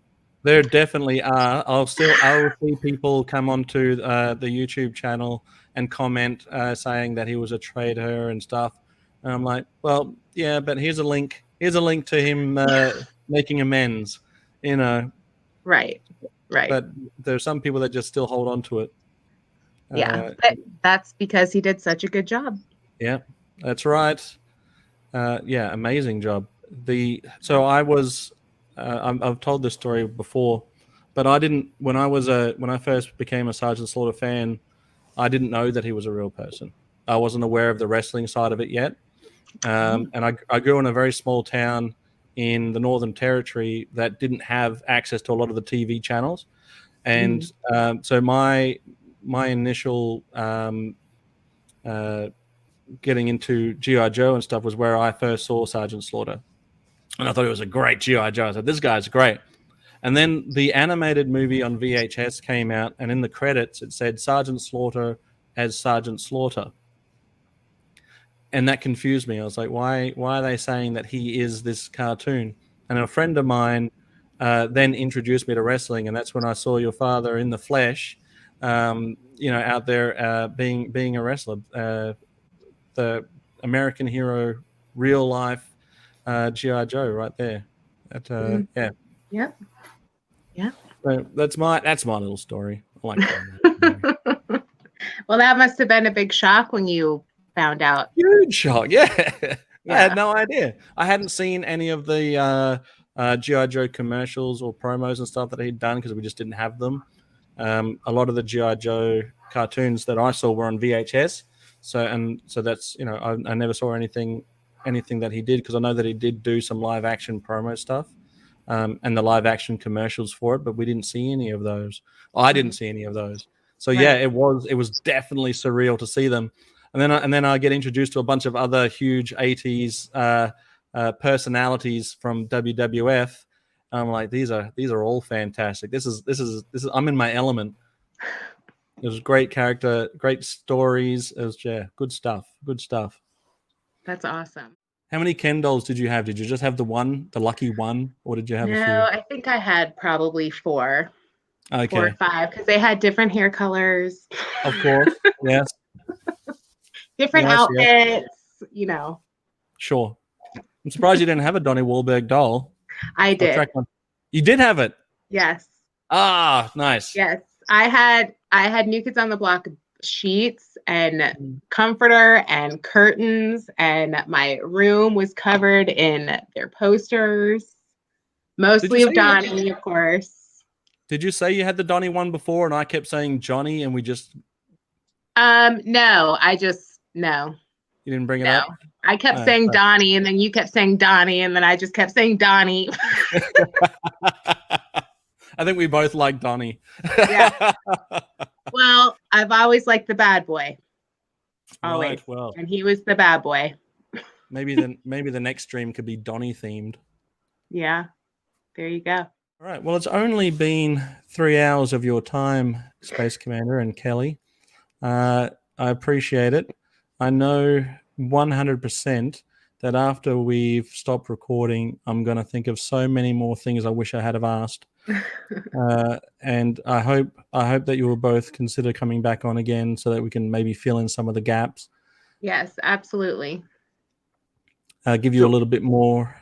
Thank you, Space Commander. Kelly, hopefully this has given you some practice for when you and your father get on and do your own, which I'll gladly tune into. Great. I think that's a great idea. I hope we do it. We've got to do something. That story. He's a busy man. Need to get out there. Yeah. He is. He's got some stories. I'd love to hear him.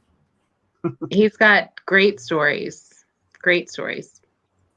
So we'll end it there. Thank you again, both of you, for your time. It's an absolute pleasure. Definitely going to have you both back on the Slaughterhouse Wrestling Championship. Kelly as a wrestler and Space Commander, you're on the next one. You're on as, you can announce who you're on as. Go for it. The British Bulldog? That's it. You must be joking. I'll play your promo at the end of this too. It's a great promo. Accent, that northern accent, that's tricky. For an old country boy like me. Well, I think you nailed it. I don't understand all of what you're saying, but it definitely sounds British Bulldog to me. That very thick accent. I need, what do they call it? I need subtitles. Kano the Warlord, more like Kano the Pervert. The first time I clapped eyes on his ugliness, I was gobstruck. Coming round here, turning his hog out. Aye, turning his hog out. Hey up, where's Matilda? Aye, there's a great little lass. Yeah, transmission. But all right, we'll leave it there, guys. Thank you very much. Thank you. It was a pleasure. Thank you. So it wasn't so bad, Kelly. You did great. No, not bad at all. Merry Christmas. Merry Christmas. What's that, Space Commander? I was just going to say to Kelly, I always really appreciate it when your dad, he'll do like the Yo Joe, and he'll also go full force. And I really appreciate that because that lets us know that those of us who are outside of the States, he hasn't forgotten about us in all these years. He still thinks of us. And I really, I'm grateful for that. He's a good guy. Oh, well, thank you. I agree. Thank you very much for saying that. Oh, I do have an announcement that he actually told me it would be okay to say this, but the Action Force figures are on their way. Perfect. They finally got off the boats in the ocean. Perfect. People should start getting them in the next couple weeks. Excellent. I can't wait to get mine. I've got a few on order, a small handful, in fact, to help with the total of 777. But thank you for the hot tip, and you're welcome. The scoop. I'm glad that they're on their way. Yes. But again, Merry Christmas to you both. Merry Christmas. Happy New Year. Happy New Year's to you. Thank you for spending your afternoons, evenings, and mornings with us.